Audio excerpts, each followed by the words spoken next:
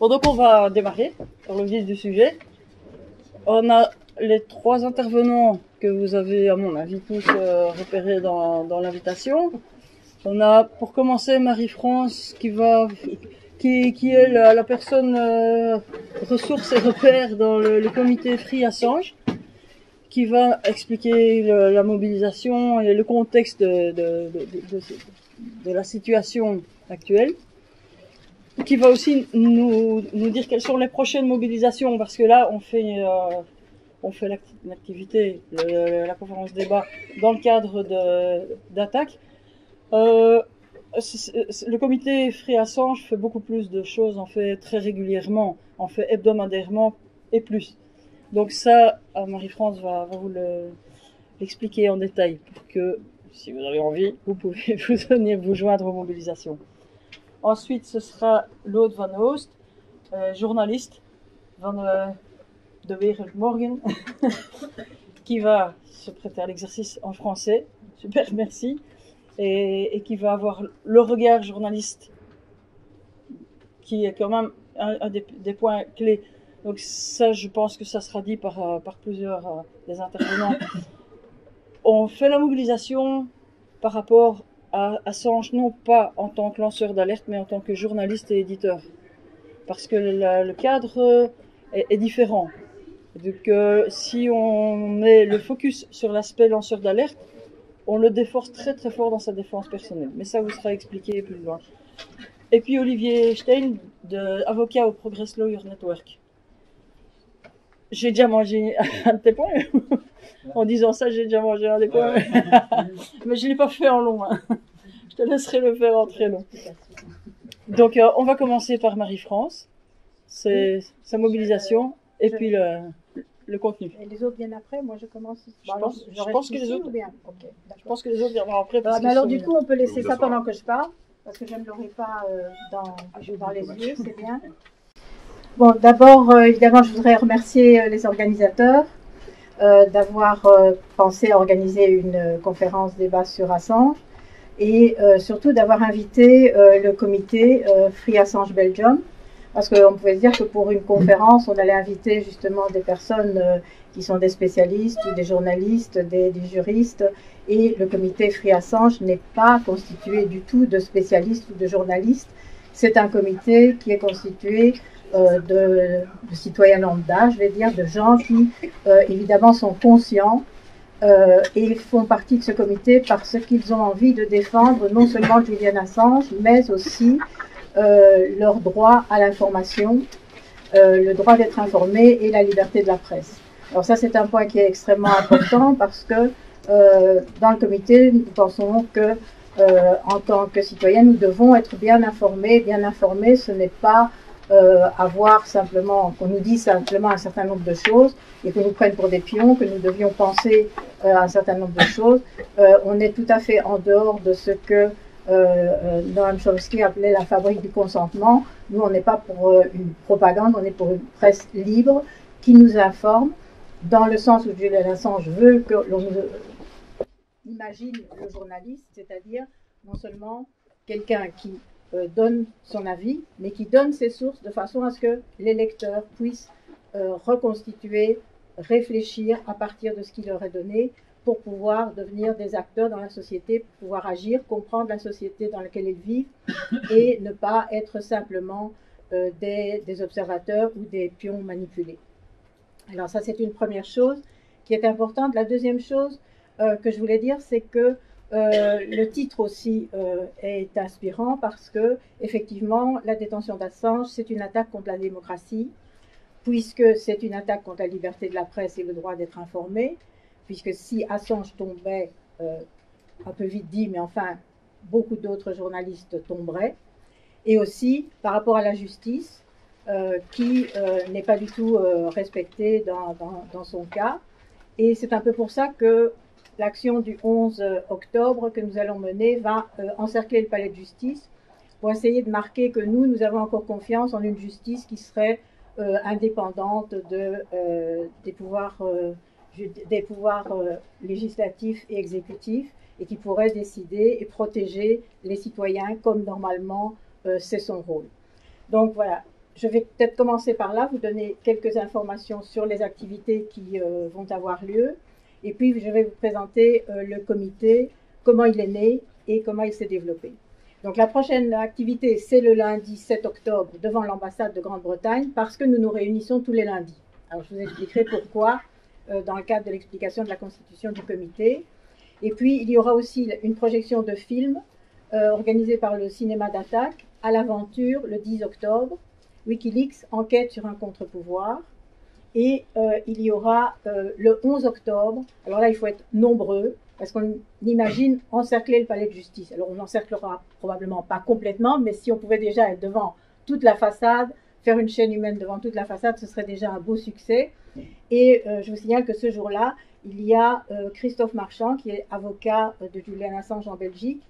Il y a aussi Pierre-Arnaud Perutti, qui est directeur de la Ligue des droits humains. Et aussi Marc Botenga, un député européen, qui prendront la parole en défense de Julian Assange. Et j'ai invité aussi la chorale à venir chanter ce jour-là, s'ils veulent bien et si c'est possible. Donc ça, retenez bien, le 11 octobre, le vendredi 11 octobre, entre 17 et 19 h. La chaîne, ce sera vers 18 h. Donc si vous pouvez venir qu'à un seul moment, venez au moins pour donner la main aux autres pour qu'on soit le plus nombreux possible. Et puis, bon, tous les lundis, on continue nos actions et nos rassemblements. Alors maintenant, je vais en venir à la constitution du comité. Comment ce comité est-il né? Alors bien sûr, l'histoire d'Assange, elle est longue. Et il est connu depuis longtemps. Il est connu surtout depuis la fondation de Wikileaks en 2006, et surtout depuis que Wikileaks est devenu très connu, grâce à la divulgation de la vidéo Collateral Murder. Et après cette période où il était assez connu, bien entendu, les États-Unis se sont intéressés à ce cas, et surtout, cette divulgation, non seulement de la vidéo, mais également de tas de documents qui révélaient des crimes pendant les guerres d'Irak et pendant la guerre d'Afghanistan, a fait qu'ils se focalisaient sur Assange et leur volonté, c'était de le faire taire. Et s'ils n'ont pas pu le faire taire en 2007, 2008, 2010, c'est parce que l'administration Obama se sentait enfermée par le premier amendement. En effet, toutes les divulgations faites par Wikileaks, qui est donc une plateforme qui accueille toutes les révélations que des lanceurs d'alerte peuvent faire, attention, des révélations qui sont toujours minutieusement contrôlées. On ne peut pas tromper Wikileaks. Wikileaks analyse tous les documents qu'on lui donne, et c'est pourquoi on peut dire que Wikileaks donne des informations qui sont à 100% correctes. Et donc, l'administration Obama voulait le faire taire, mais énormément de journaux avaient repris ces informations. Aux États-Unis, Washington Post, le New York Times, et en Europe aussi, Der Spiegel, El País, Le Monde, The Guardian. Et donc, ils étaient un peu gênés parce que le premier amendement de la Constitution américaine garantit la liberté de la presse. Et donc, s'ils faisaient taire Assange, en tant qu'éditeur et journaliste, ils devaient aussi faire taire ceux qui avaient publié aussi dans leurs journaux toutes ces informations. Et donc, ils étaient un peu gênés et ils n'osaient pas l'attaquer sur le plan de ce qu'on appelle l'espionnage acte, c'est-à-dire l'accuser directement d'espionnage parce ça aurait été en opposition avec la liberté de la presse. Et donc, pendant un certain temps, Assange a senti ce poids sur les épaules, mais il n'y avait pas, d'expression de chef d'inculpation ou bien directement de volonté de l'arrêter. Mais à un moment, cette pression est devenue si forte qu'il a cherché refuge à l'ambassade d'Équateur. Alors là, je vais très vite parce que sinon je vais déborder beaucoup sur mon temps, mais on peut y revenir après. Il a obtenu l'asile politique à l'ambassade d'Équateur et il y est resté pendant 7 ans. Alors, quand est-ce que le comité s'intéresse à lui? Eh bien, c'est parce qu'à un moment donné, la mère d'Assange, fin de 2017-2018, est très inquiète pour la santé de son fils dans l'ambassade parce que il ne peut pas sortir, donc il n'a pas d'exercice, il a une santé qui s'est très fort fragilisée. Et elle lance un appel international en disant il faut sauver Julian Assange et sauver derrière lui le droit à la liberté de la presse, puisque Julian Assange est enfermé parce qu'il est menacé d'être extradé vers les États-Unis, menacé d'être arrêté et menacé de, à l'intérieur d'un procès qui ne s'est certainement pas équitable, d'être condamné. Mais sans qu'aucun chef d'inculpation, encore une fois, ne soit exprimé à ce moment-là. Alors, cet appel est entendu en Europe, notamment un des premiers à l'entendre, c'est Victor Dedache, qui est le fondateur du site Le Grand Soir, et qui va relayer cet appel de Christine Assange. Et là, c'est au cinéma d'Attaque. Quelqu'un voit ça sur Le Grand Soir et dit, mais on doit faire une séance sur Assange. Et on fait une séance sur Assange en janvier 2019. Et à notre grande surprise, la salle est pleine. Et les gens, à la sortie, surtout, disent, on ne peut pas en rester là. On n'est pas venu voir deux films, des interviews d'Assange enfermé à l'ambassade d'Équateur et ne rien faire. Et donc, on se revoit 2 semaines après et on fonde le comité Free Assange Belgium. Alors, au début, le comité rédige un manifeste. On a l'intention de rédiger un manifeste qui rappelle toutes les positions contre Assange et qui devrait être signé, on voudrait, par des personnalités, de façon à donner une certaine visibilité au cas d'Assange. Le manifeste a été rédigé, on en a tiré des tracts, mais ce qui se passe, c'est que le 11 avril, alors qu'on est encore en train, nous, plutôt de se mettre en place, le 11 avril, alors que l'asile politique a été retiré à Assange par l'Équateur, il est arrêté à l'ambassade d'Équateur, directement transféré vers une prison, directement condamné à 50 semaines de prison pour non-respect d'une liberté conditionnelle. Là encore, il faudra sans doute revenir par la suite pour bien expliquer la situation. Et il est donc enfermé et condamné. Et c'est le 11 avril, et nous on se dit, mais qu'est-ce qu'on va faire? Alors on doit faire une manifestation devant l'ambassade de Grande-Bretagne, et on fait cette manifestation le 15 avril. Alors je veux signaler qu'on n'est pas les premiers à faire une manifestation en soutien à Assange. Les premiers à faire une manifestation à Assange, c'est un groupe d'Équatoriens qui soutiennent l'ancien président Rafael Correa, et qui, dès le lendemain de l'arrestation, ont fait une manifestation devant l'ambassade d'Équateur. Mais ils viennent nous rejoindre, ils sont avec nous le 15 avril, le lundi, devant l'ambassade de Grande-Bretagne. Et là encore, ce qui se passe, c'est qu'après la manifestation, quelqu'un dit, on ne peut pas en rester là, on va faire une manifestation tous les lundis. Et tous les lundis, on va se retrouver devant l'ambassade de Grande-Bretagne. Et depuis le 15 avril, tous les lundis, on a fait une manifestation. Il n'y a pas eu un seul lundi où on ne l'a pas faite. Celle du 7 octobre, la prochaine, ce sera la 26e. Mais on n'a pas toujours fait devant l'ambassade de Grande-Bretagne. On a fait aussi une devant l'ambassade d'Australie, puisque Assange est australien et qu'il existe en Australie un groupe de soutien très fort qui s'appelle Bring Assange Home. On a fait aussi une manifestation devant l'ambassade de Suède et devant l'ambassade des États-Unis. En été, on se disait qu'on allait peut-être un peu moins nombreux et on se dit on ne va pas aller devant les ambassades, on va aller sur une place à la rencontre des gens. Et on est allé sur la place de la Monnaie et on s'est rendu compte qu'aller sur la place de la Monnaie, c'était très important et très utile. On distribue des tracts, on fait signer une pétition et surtout on discute avec les gens qui passent et certains arrivent, ils n'ont pas le temps, certains disent on connaît et ils ne veulent pas entendre, mais il y en a beaucoup qui disent on connaît un petit peu, qui veulent entendre plus, et il y en a qui disent on ne connaît pas et on veut comprendre. Et franchement, il y a des personnes en face desquelles on se trouve qui sont choquées par la situation et qui réagissent à ce moment-là. Donc je pense que vraiment, ces actions sur la place de la Monnaie, elles sont importantes. Et donc on a décidé maintenant qu'on faisait le premier lundi du mois devant l'ambassade de Grande-Bretagne et tous les autres lundis du mois, on se retrouve sur la place de la Monnaie avec nos tracts, nos pétitions et on discute avec les gens. Ça, c'est l'essentiel de nos activités. Mais, comme je vous l'ai dit, il y a aussi des projections de films. Il y en a déjà eu une et il y en aura une donc le jeudi prochain. Oui, jeudi prochain.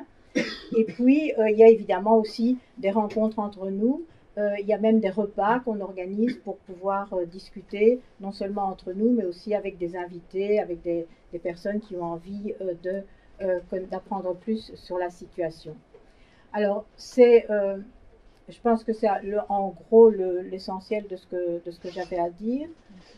Pour ne pas déborder, je ne sais pas, j'ai pas regardé. Non, c'est tout à fait bien. Mon temps. Au niveau timing, c'est bien. Tu peux poser une question. Faire une petite réaction. Oui, vas-y. Oui, merci. Moi, je ne connais pas bien Omar. Je ne connais pas bien le mouvement. Je le connais par Christine, ma camarade de chorale. Et donc, je soutiens le comité. C'est pour ça que j'ai chanté ce soir. On se tiendra la main lundi s'il faut et on chantera autant de fois qu'il faudra. Mais permettez-moi de vous dire que je ne suis pas d'accord, alors pour le coup, et Christine, tu l'as expliqué, sur la stratégie du mouvement. C'est-à-dire de défendre Assange par son côté journaliste. Chez les journalistes, il y a un corps de journalistes. Il y a une société de journalistes. Et les journalistes ont déjà défendu des journalistes. Je veux dire, vous vous souvenez, pour les plus vieux, les journalistes qui étaient pris en otage, par exemple. Tous les jours, on voyait leurs photos à la télé. Tous les jours, on voyait un corps de journalistes qui se mobilisaient pour un journaliste. C'est-à-dire qu'Assange, son problème, c'est que le monde des journalistes ne le reconnaît pas comme journaliste. Alors je me dis, à la base du mouvement, excusez-moi, je termine juste. Je trouve que si même un corps ne se mobilise pas pour défendre, je dis, même d'une manière corporatiste, je veux dire, un des siens, autant alors lier Assange aux lanceurs d'alerte. Parce qu'à ce moment-là, on pourra lier aussi d'autres noms à Assange, comme Chelsea Manning, qui elle purge la prison. De toute façon, libérer Julian Assange, dans ce cadre-là, ne nous fera dormir que d'une seule oreille, pas de deux, parce que Chelsea Manning, effectivement, elle va aller au fond. Ouais. Je peux avoir la parole 2 minutes alors? Ouais. Oui, parce que oui, ça me fait penser qu'en fait, j'ai pas été au bout de ce que je voulais dire, parce que pour moi, il faut défendre Assange comme journaliste. Alors, si les journalistes ne le reconnaissent pas comme un des leurs, c'est un grave problème pour eux, parce que si Julian Assange tombe, derrière, ce sera des journalistes qui ne pourront plus parler, qui ne pourront plus rien dire et qui tomberont avec lui. Et donc, il faut qu'ils s'en rendent compte, mais nous, on n'est pas des journalistes. Donc, on envoie des communiqués de presse, on fait des cartes blanches, on essaye d'avoir une réaction de journalistes, et il y en a qui réagissent. Il y en a qui connaissent Julian Assange qui s'y intéressent à son cas depuis bien plus longtemps que moi et que d'autres membres du comité. Mais c'est vrai que les journalistes doivent prendre cette cause en main. Et les lanceurs d'alerte, c'est quand même quelque chose de différent. Ce sont ces personnes qui sont, par leur position, soit dans une société, soit dans une entreprise, soit dans l'armée, comme Chelsea Manning, qui ont cette position particulière qui leur permet d'avoir accès à des documents, mais si eux les publient, ils sont directement sous la menace. Donc, Wikileaks leur permettait de transférer leurs informations d'une façon normalement anonyme et de se protéger. Et Julian Assange éditait ces informations et ces informations étaient reprises par des journalistes. Mais donc, il joue, lui, le rôle d'un journaliste. Les lanceurs d'alerte, c'est encore autre chose. Mais là, ce que j'ai oublié de dire, en fait, c'est que nous, on soutient, bien sûr, comme je l'ai dit, la liberté de la presse, le droit à être informé, mais il ne faut pas oublier que Julian Assange, c'est une personne et qu'il est dans une situation extrêmement dangereuse, et donc il faut aussi penser à soutenir Julian Assange en tant qu'être humain qui est, depuis son incarcération, pratiquement depuis qu'il a été arrêté, peut-être 2 semaines après, il est dans l'aile médicalisée de la prison, et il a une santé qui est vraiment très très précaire. Mais nous soutenons aussi les lanceurs d'alerte. Et Chelsea Manning, c'est l'exemple de quelqu'un d'extraordinaire, il faut bien le dire. Il a pris des risques, et maintenant, alors qu'il avait été gracié par Obama, condamné d'abord à 35 ans de prison grâce à l'espionnage acte, donc lui directement impliqué pour de l'espionnage, gracié par Obama. Un peu avant l'arrestation d'Assange, on va la rechercher et on dit voilà, il y a un grand jury, il faut venir témoigner et dire que c'est Assange qui vous a forcé à faire ça. Et elle dit non, c'est ma conscience qui m'a forcé à faire ça. Ma conscience m'a dit, je vois cette chose qui se passe devant moi, je ne peux pas la laisser secrète. Il faut que tout le monde le sache. Et donc, elle dit, elle a été 2 fois déjà arrêtée depuis, donc c'est depuis mars 2019, 2 fois arrêtée. Maintenant, elle est en prison pour on ne sait pas combien de temps, parce que c'est la durée du grand jury, on ne sait pas combien de temps ça peut durer, avec 1000 $ d'amende par jour. Et elle tient bon, dit non, les barreaux que ferait ma conscience autour de moi si je trahissais, ce serait pire que tous les barreaux que vous pouvez mettre autour de moi. Et elle n'est pas la seule.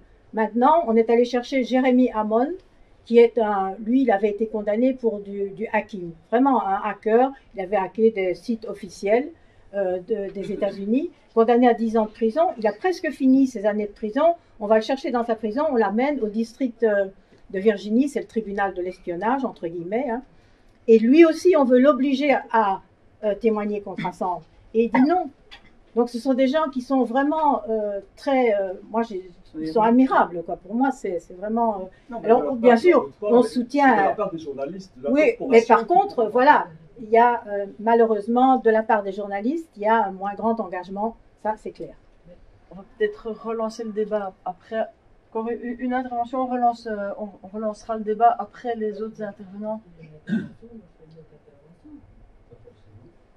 Non, je viens de dire que encore une intervention. Et après, on reprend les intervenants. On bien répondu à l'intervention de monsieur. Ce que monsieur voulait dire, c'est que comme Assange n'a pas son petit carton de journaliste, c'est à cause de ça qu'il n'a pas la fiche de la Fédération des journalistes. Vous faites dire non. Monsieur n'a pas dit ça, madame. Monsieur, j'ai dit, c'est pas Assange qui est en question, c'est le corps des journalistes qui sont en question, qui ne reconnaissent pas comme journalistes. Ils ne reconnaissent pas comme journaliste. Pourquoi Ben oui. ils ne reconnaissent pas comme journaliste? C'est pas parce qu'il n'a pas une carte. C'est pourquoi alors? Je préfère qu'on arrête là, parce qu'on ne peut pas débattre comme ça à la volée. Hein.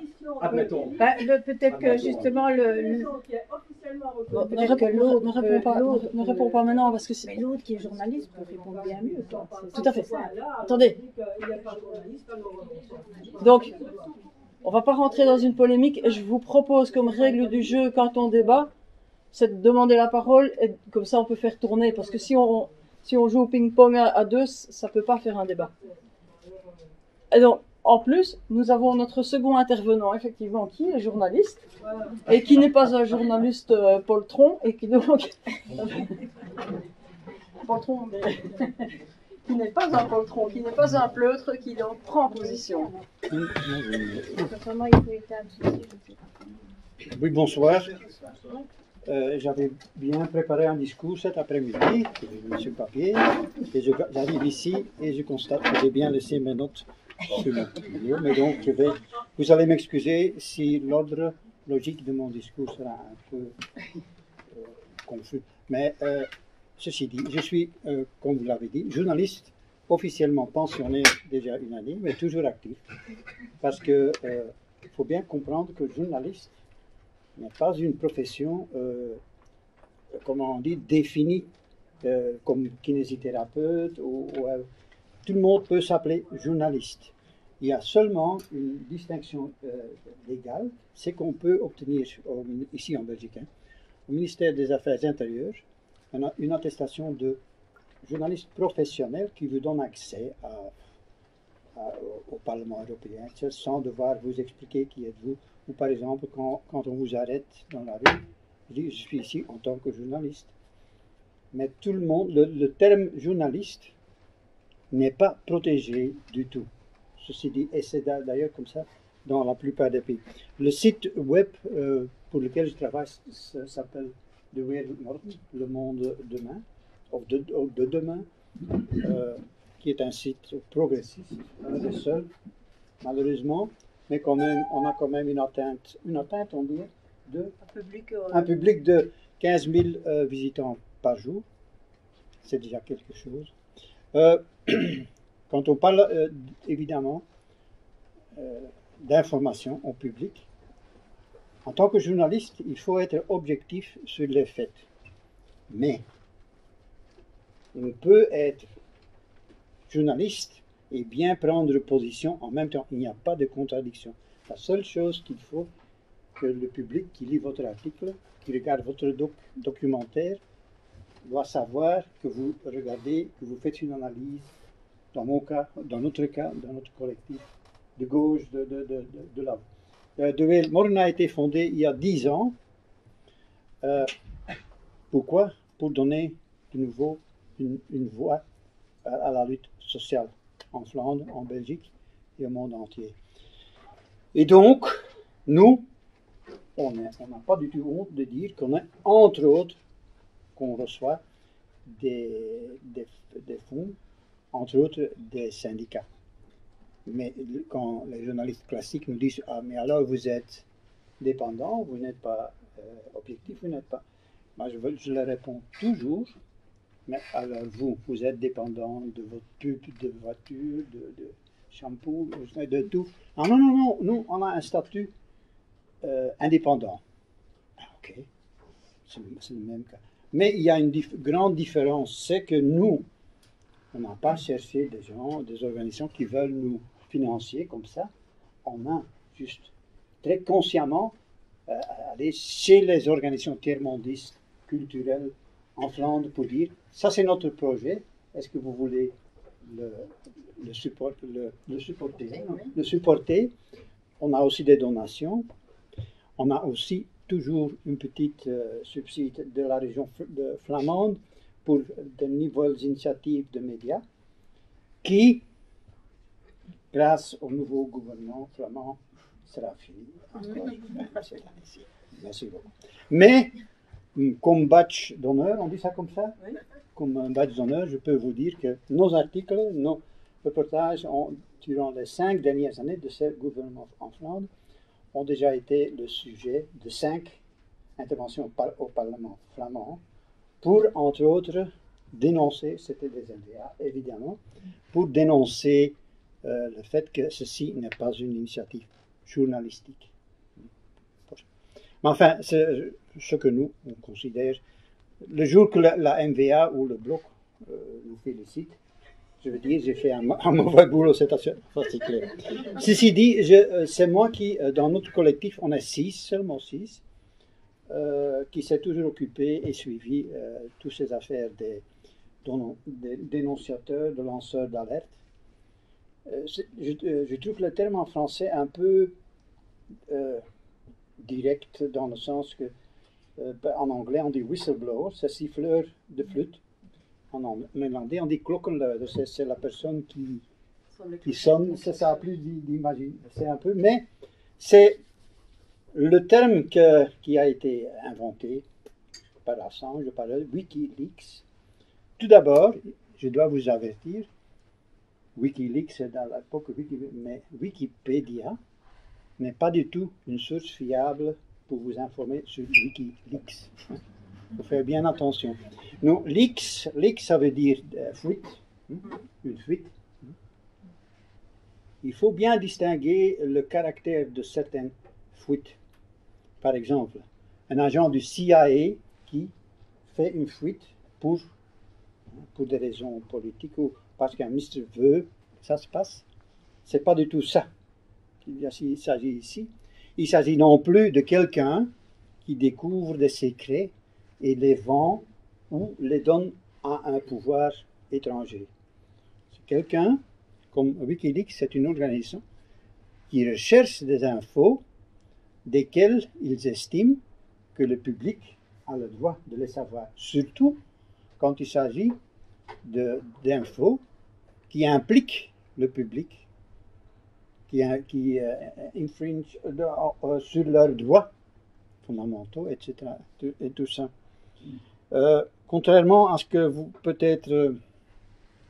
Wikileaks n'a pas du tout commencé avec les Iraq Warlocks, les locks de la guerre d'Irak avec des images où ils ont mitraillé avec l'hélicoptère. C'est déjà beaucoup avant. Et c'était avec des dossiers de corruption de firmes américaines en Afghanistan. Les grandes firmes américaines. Et c'est plutôt au début dans tous ces dossiers-là de corruption. Mais c'est parce que des gens comme Chelsea Manning apercevaient que Wikileaks, c'est quand même des gens qui osent ce qu'il fait, qu'il a fait en contact par des biais que je ne vais pas spécifier ici. Vous pouvez faire toujours la recherche, comment Chelsea Manning a fait. Et donc, comme ça, Wikileaks a pu démontrer les crimes de guerre qui étaient commis par les Américains et les Britanniques, et aussi un peu par les Français, et même peut-être quelques avions belges, etc. Des crimes de guerre. Mais, attention, hein, ce qui s'est passé, il a montré, et donc beaucoup de médias se sentaient obligés de les divulguer. Mais pour les journalistes du mainstream, on dit ça comme ça, oui. Du mainstream, les crimes de guerre en Irak n'étaient pas du tout secrets, hein, pour eux. Mais c'est dans le filtrage des infos, qu'est-ce qui passe et comment on va cadrer tout ça, qu'ils avaient toujours estimé. On va parler des crimes de guerre des autres, des talibans ou des Russes, n'importe quoi. Mais ce qu'on fait, nous, par définition, ce n'est pas des crimes de guerre, c'est des erreurs stratégiques, c'est des tragédies, par exemple, pour les pilotes, pourquoi pas, des choses comme ça. Il y a toujours un cadrage, parce que quand je parlais déjà des faits, être objectif sur les faits, mais même avec un fait objectif, la façon dont on le sélectionne en dehors de son contexte, la façon dont on le présente, le discours qu'on fait autour, le cadrage, le framing, hein, le cadrage, on peut vous donner une impression tout à fait différente.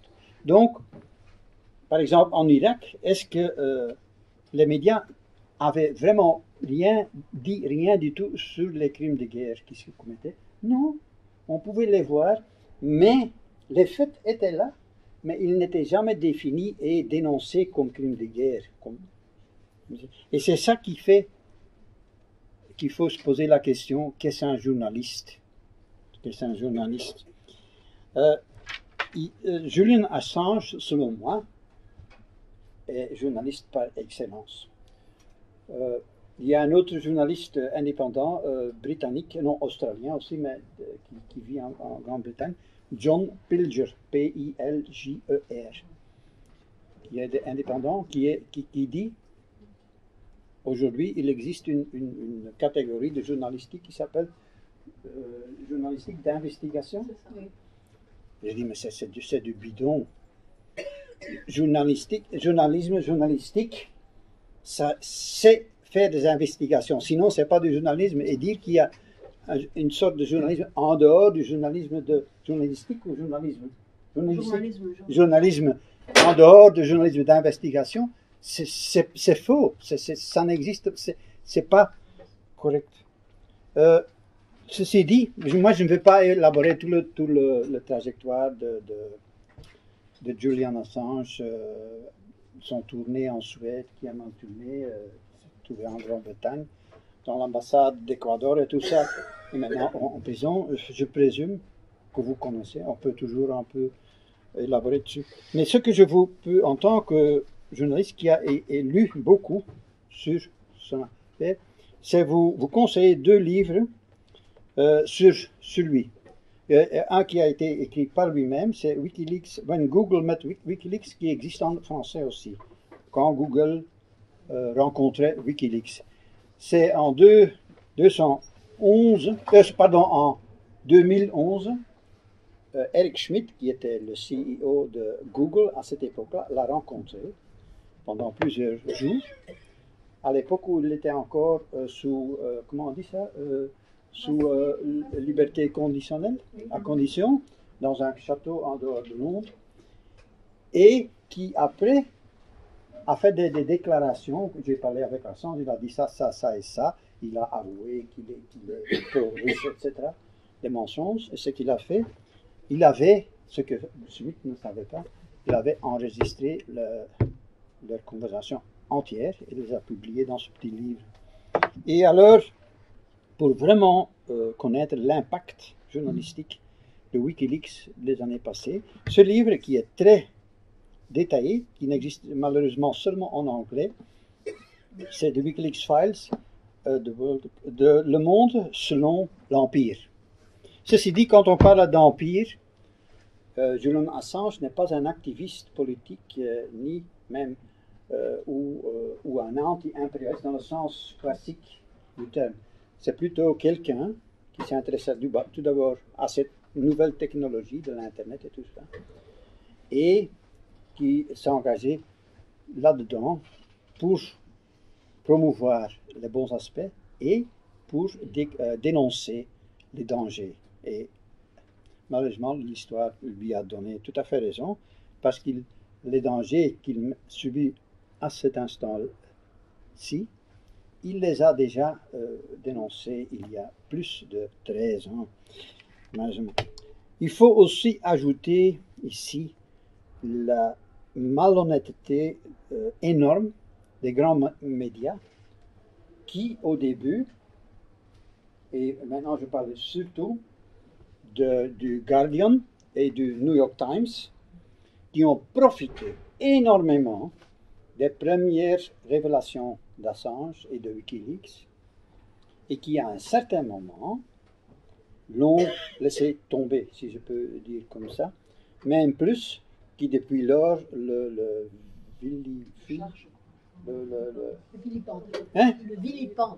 vilipende. Oui, je mélange un peu parfois. Comme je lis beaucoup en anglais, de temps en temps, quand je parle sur ces sujets-là, je me trompe de vocabulaire, je m'en excuse. Mais ceci dit, John Pilger, le journaliste que j'avais nommé, est une très bonne source fiable sur tout ce qui est Julian Assange. Il y a 2 journalistes du Guardian pour lesquels je vous avertis, qui sont non seulement pas fiables, mais malhonnêtes. C'est David Lee, L-E-I-J-H, David Lee, et comment s'appelle encore l'autre, Luke, L-U-K-E, Harding, Luke Harding.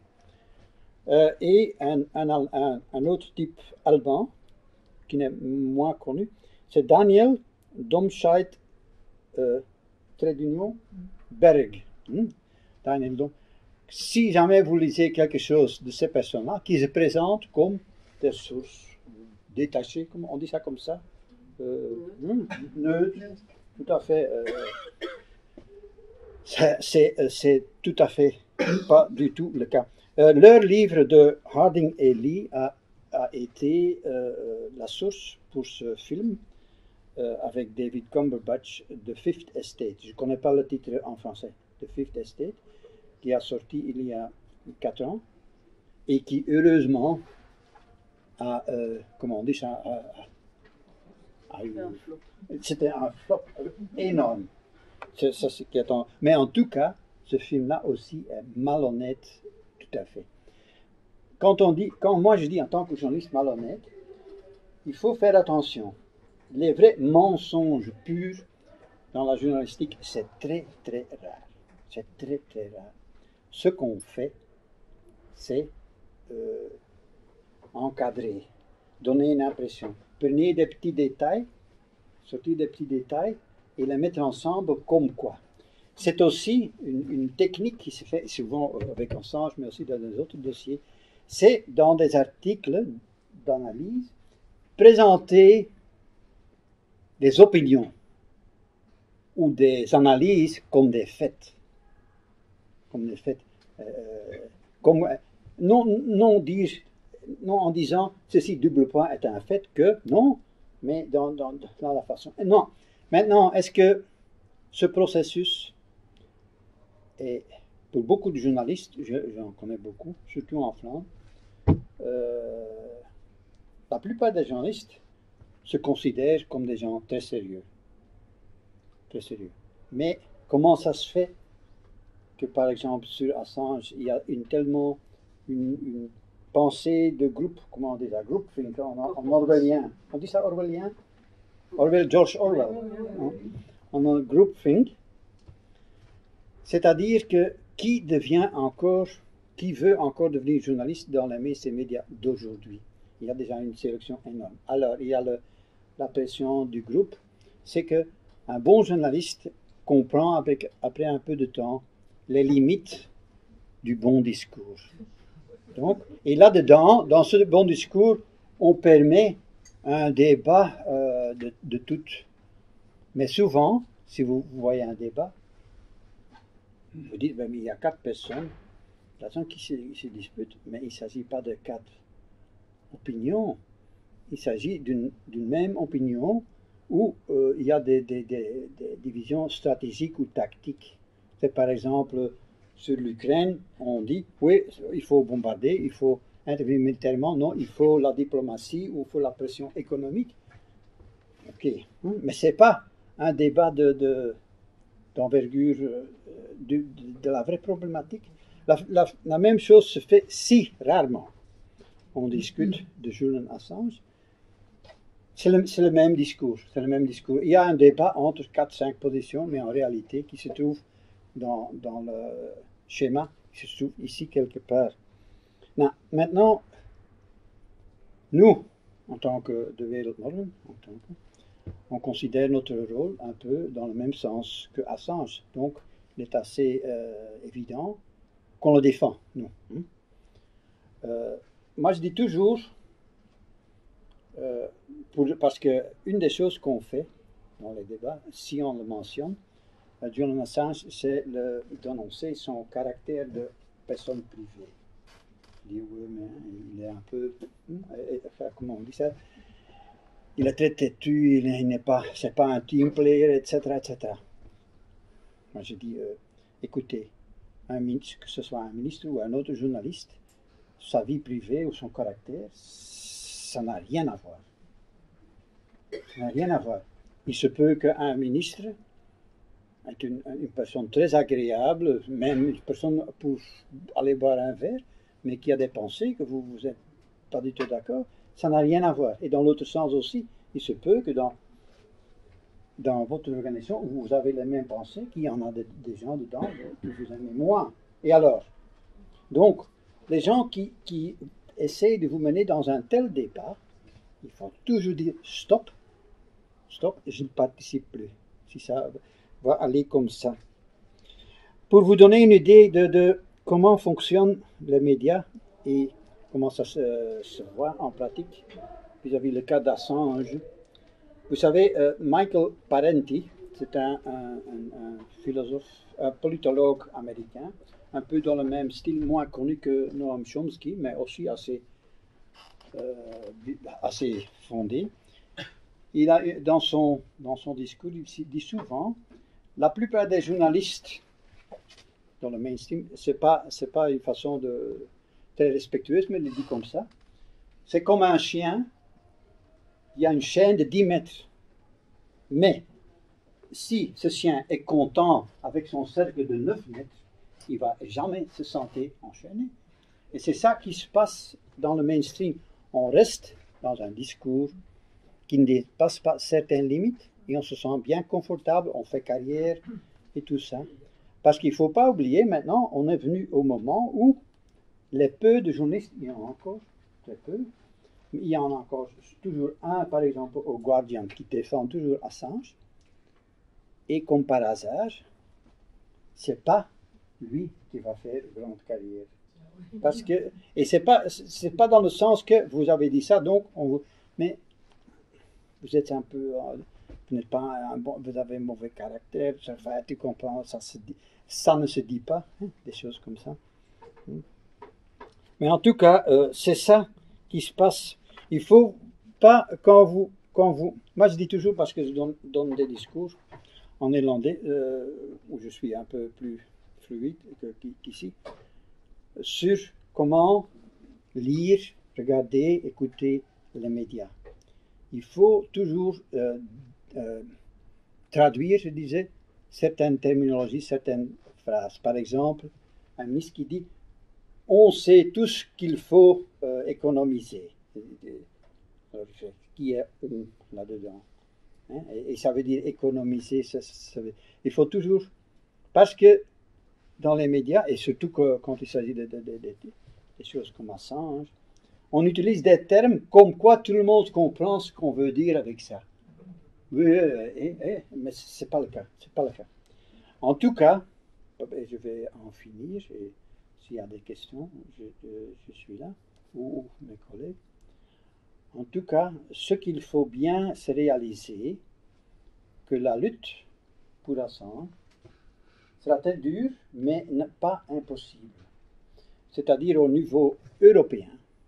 Il faut avoir des actions comme on fait, c'est déjà merveilleux, mais il faut engager des parlementaires au niveau fédéral, régional, et européen.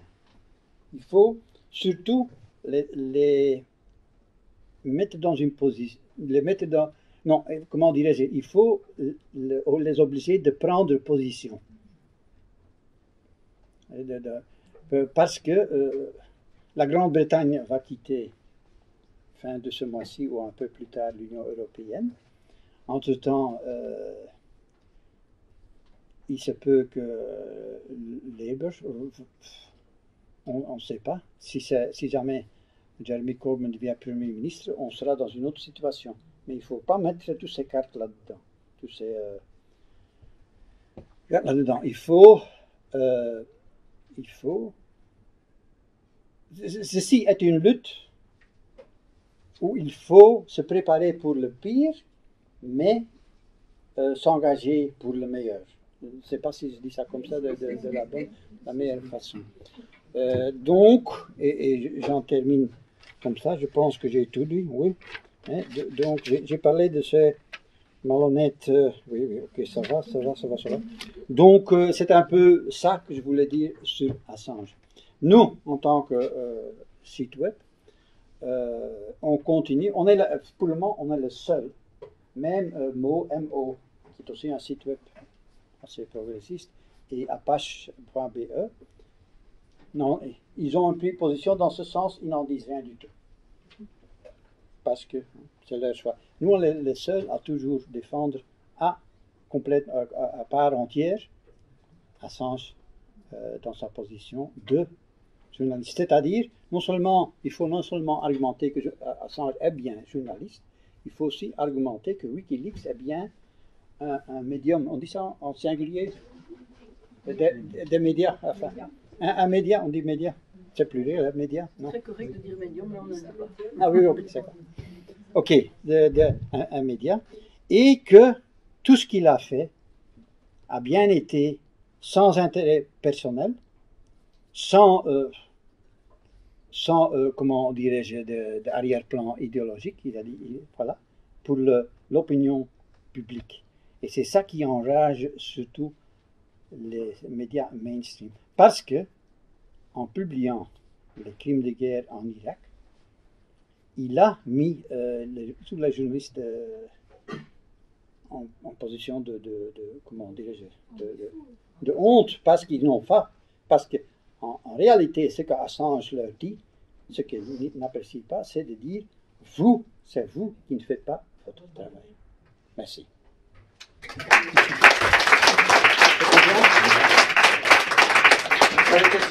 Donc ouais, moi je suis là pour la partie juridique.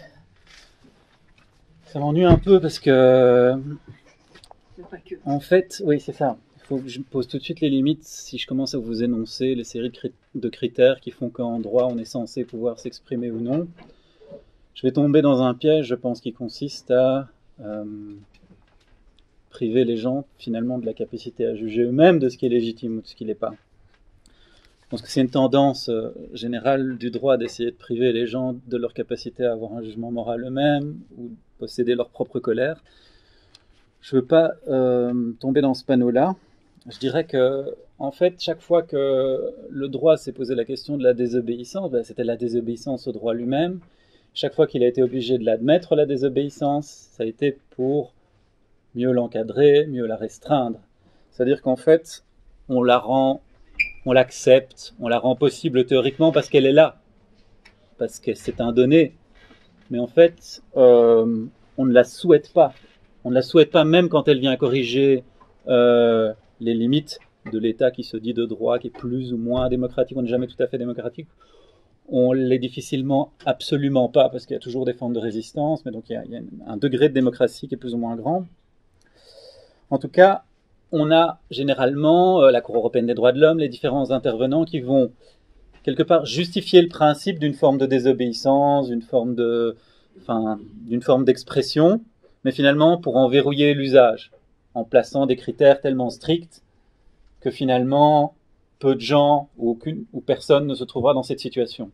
Et donc on nous prive de la possibilité de voir qu'en fait, Assange c'est un cas limite extrême, un cas limite dans le sens où les États-Unis clairement, mais en gros toute la structure de pouvoir va tenter de montrer que celui-là, ils sont prêts à lui défoncer la gueule, ils sont prêts à montrer à nous tous que dans son cas, le droit ne compte pas, puisque ils sont capables de lui donner 175 ans de prison, ils sont capables de le maintenir dans un état d'isolement, ils sont capables en fait de le torturer.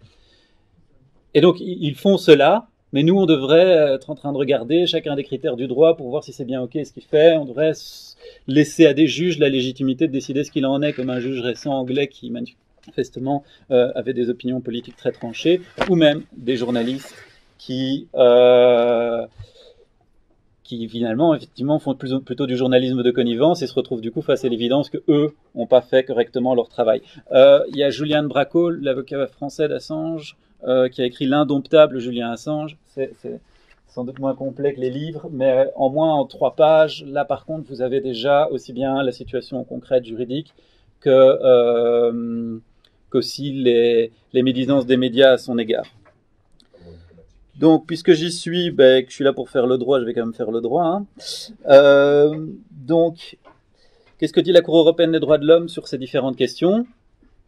Qu'est-ce qu'elle dit ? Et je vous dis déjà d'emblée, quelque part, on s'en fout, parce que quand la Cour européenne des droits de l'homme intervient, c'est 10 ans après les faits. Elle prononce des sanctions qui corrigent pas le mal qui a été fait précédemment, et ça engage très peu les États, ou pire encore, quand c'est des sociétés privées. Mais enfin, je vais quand même vous dire ce que dit la Cour européenne, parce que parfois il y a des principes beaux. Voilà, la justice est insuffisante, donc d'un côté on ne peut pas se fier à la justice totalement, d'un côté on ne peut pas la rejeter complètement, on en a besoin non plus, c'est un équilibre délicat à trouver, je vais quand même vous dire quels sont les critères. Donc la carte de presse, aucune importance. Dans l'arrêt Steele Maurice, ils nous disent que des petits groupes militants non officiels peuvent aussi agir comme journalistes. Il rappelle le rôle de chien de garde, donc pas le chien de garde qui est normalement c'est pas le chien de garde attaché, c'est le chien de garde. On nous rappelle au niveau de la Cour européenne des droits de l'homme que des propos qui heurtent, qui choquent ou qui inquiètent doivent aussi pouvoir être exprimés, que les propos peuvent être provocateurs ou excessifs. Mais le raisonnement va systématiquement être, il y a une liberté d'expression, mais la Charte européenne des droits de l'homme prévoit qu'on peut imposer des limites, et donc on va faire une mise en balance des intérêts entre l'intérêt poursuivi généralement par l'État en limitant la liberté d'expression et l'intérêt qu'il y avait pour le public ou la personne qui s'exprimait à s'exprimer. En fait, cette mise en balance revient à dire qu'en fait, on va confier à ces juges, pour certains c'est des gens bien, pour d'autres c'est des enfoirés, on va leur confier le choix politique que nous on devrait faire. Donc que la vérité judiciaire soit la vérité des juges et que ce soit la vérité qu'on doit accepter dans le cadre judiciaire, je le comprends. De nouveau, qu'on se laisse pas priver de notre possibilité d'avoir aussi notre vérité politique. Alors, bon, donc là je vous ai dit, oui, donc avec cette mise en balance, on va finalement se retrouver dans une situation où petit à petit, la liberté d'expression existe presque par exception, puisqu'il va chaque fois falloir la justifier comme légitime et justifiée dans ce cas-là. Et comme je l'ai dit, au moment où ça interviendra, on ne sera pas forcément très rassuré. Donc en Espagne, il y a par exemple cette loi qui permet d'arrêter ou de condamner à des peines financières très importantes ceux qui glorifient le terrorisme ou qui humilient les victimes, au point que même des journalistes ou des personnes qui possèdent des blagues à propos de l'ETA se retrouvaient condamnés. La Cour européenne des droits de l'homme n'a pas sanctionné ça. En Allemagne, le PKK a été interdit, donc c'est déjà une chose, mais des militants ont ensuite organisé une pétition pour dénoncer le fait qu'on interdise le PKK en disant en fait il y a plein d'arguments en faveur du PKK. Si je vous l'ai dit ici, j'ai des problèmes aussi, donc je ne peux pas dire d'arguments en faveur du PKK, mais il y en a, et même en le disant ça, je viens de faire... Bref, donc en faisant cette pétition, il se serait mis dans une situation où il faisait la glorification du terrorisme par le simple fait qu'ils disent c'est une atteinte à la liberté d'expression, et de nouveau la Cour européenne des droits de l'homme avalise ça. Donc on a beaucoup de beaux principes, mais dans l'application concrète c'est parfois un peu limite. En Belgique, on a l'incitation indirecte au terrorisme, je résiste jamais à la possibilité d'en parler parce qu'elle est merveilleuse cette loi. C'est pas l'incitation directe au terrorisme, c'est l'incitation indirecte au terrorisme, c'est-à-dire c'est pas ce que vous avez dit, c'est ce qu'on pense que quand même vous avez voulu dire, mais vous n'avez pas trop osé le dire comme je viens de faire juste un peu avant. Donc le juge va devoir un peu évaluer. Là, il l'a pas dit, parce que sinon ce serait de l'incitation directe, mais peut-être quand même qu'il le pensait. Et il existe 4 critères, je vais passer dessus très vite. Le contexte, on n'a pas le droit de s'exprimer, enfin on doit faire très attention au public. Donc on peut parler du Kurdistan aux Palestiniens et de la Palestine aux Kurdes, mais si ça crée une agitation dans le public auquel on parle, il faut qu'on se taise. Il y a le contenu du message, mais à nouveau, il n'y a pas de garde-fou à ce niveau-là. Alors la personne qui s'exprime, le juge devra évaluer son charisme. Donc vous avez ça dans les travaux parlementaires qui dit si la personne est plus charismatique, alors ce sera plus facilement de l'incitation au terrorisme. J'ai oublié un des critères. Ah oui, le contexte. Si on est dans un contexte de crise, c'est plus grave. Depuis que je suis né, je crois que le contexte de crise est là. Donc c'est un critère qu'ils n'auront pas trop de mal à réunir. Donc on est dans cette situation-là, et tous les jours, il y a des gens qui, parce qu'ils se sont énervés dans un bureau de poste et qui ont crié qu'ils allaient poser une bombe, se retrouvent... Enfin non, même poser une bombe, ça ce serait encore de l'incitation directe au terrorisme. On a des personnes qui disent attention, moi je suis plus dangereux que Ben Laden, mais juste parce qu'ils sont énervés, et parce qu'ils ont dû attendre trop longtemps le fil du bureau de poste, et là je vous parle d'un cas concret, se retrouvent condamnés. Bon, alors c'est pas les plus malins et tout ça, mais ça veut dire qu'on commence à avoir une jurisprudence qui applique très très régulièrement ce type de critères. Il commence à être parfaitement détendu dans l'idée de sanctionner des gens pour ce qu'ils disent. Et donc, on a aussi, ça c'est en France, la campagne BDS. Enfin, ça aussi c'est pour vous montrer que finalement les règles de droit on s'en fout, parce que la campagne BDS, donc boycott des investissements sanctions qui visait Israël, un peu plus tôt, quand on avait eu le public, et le public avait vraiment défendu, 30 ans plus tôt, je veux dire, mais quand il y avait eu des sanctions contre l'Afrique du Sud, il y avait eu l'idée que le boycott était une chose valable. Là, le boycott, défendre le boycott d'Israël devenait de l'antisémitisme. Donc vous voyez, en fait, le contenu des beaux principes a très peu d'importance si après, de toute façon, ils peuvent être manipulés n'importe comment. Je vais quand même revenir sur... Je vous fais les critères des lanceurs d'alerte. Bon, il y a des super mémoires sur Internet, faut pas non plus... mais c'est peut-être intéressant de voir que, par exemple, quand la Cour européenne des droits de l'homme se prononce sur les lanceurs d'alerte, donc là on n'est plus dans les journalistes, là je parle de lanceurs d'alerte, de nouveau à la limite, la stratégie, si moi j'interviens pas, s'il doit être considéré comme un journaliste, il l'est, ou s'il doit être considéré comme un lanceur d'alerte, il l'est aussi. Moi tout ça me va très bien. Ce qui m'intéresse, c'est d'analyser les textes pour voir à quel point, de nouveau, quand la Cour raisonne, elle raisonne de nouveau, comme je l'ai dit, en validant le principe, mais souvent en empêchant, par toutes les dérogations qui sont faites, en verrouillant l'usage finalement de la liberté d'expression. Donc, par exemple, la dénonciation du lanceur d'alerte, telle qu'elle est prévue dans la directive récente, mais aussi donc par la Cour européenne des droits de l'homme, c'est une dénonciation par palier. Donc on doit d'abord dire chef, je crois qu'il y a la centrale qui fuit. Et puis, voilà, si vous n'êtes pas tourné vers les médias, c'est un plus pour la Cour européenne des droits de l'homme. Vous avez d'abord essayé de parler à votre chef. Au cas d'impossibilité manifeste d'agir autrement, entre guillemets, attendez, pardon.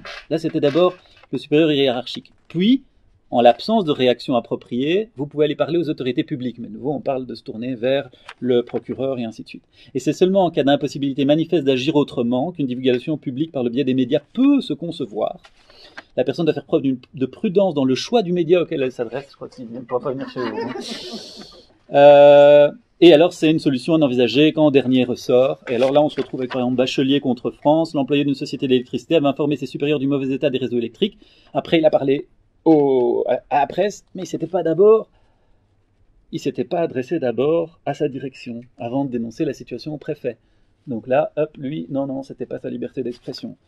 Et après, il y a toute une série d'autres critères, l'intérêt du public à recevoir ces informations, l'exactitude des informations divulguées, la motivation du lanceur d'alerte. Pourquoi finalement moi je m'en fiche de ce critère, mais de nouveau, c'est des critères qu'ils énoncent. Ils ne sont pas fondés dans autre chose que ce qu'eux trouvent juste, donc on n'est pas obligé d'être d'accord avec ce critère-là non plus. Le préjudice causé par la divulgation à l'employeur, vous voyez, c'est toujours cette idée de mise en balance des intérêts qui, à mon avis, est plutôt douteuse en fait. Si le dommage réside dans la perte de confiance liée à des agissements illicites, donc le type il s'occupe pas correctement de sa centrale et il y a une grosse perte de confiance du public parce qu'il n'a pas été foutu de s'occuper correctement de sa centrale, et il y a une grosse perte de confiance du public, donc il y a un intérêt fort à garder le secret du fait qu'il ne fait pas les choses correctement. Mais si c'est issu de ces agissements illicites, j'ai du mal à imaginer comment on peut accepter ce critère selon lequel il faudrait faire cette espèce de mise en balance entre l'intérêt du public à savoir et l'intérêt de l'employeur à garder l'information secrète. Bref, donc il y a une directive d'avril 2019.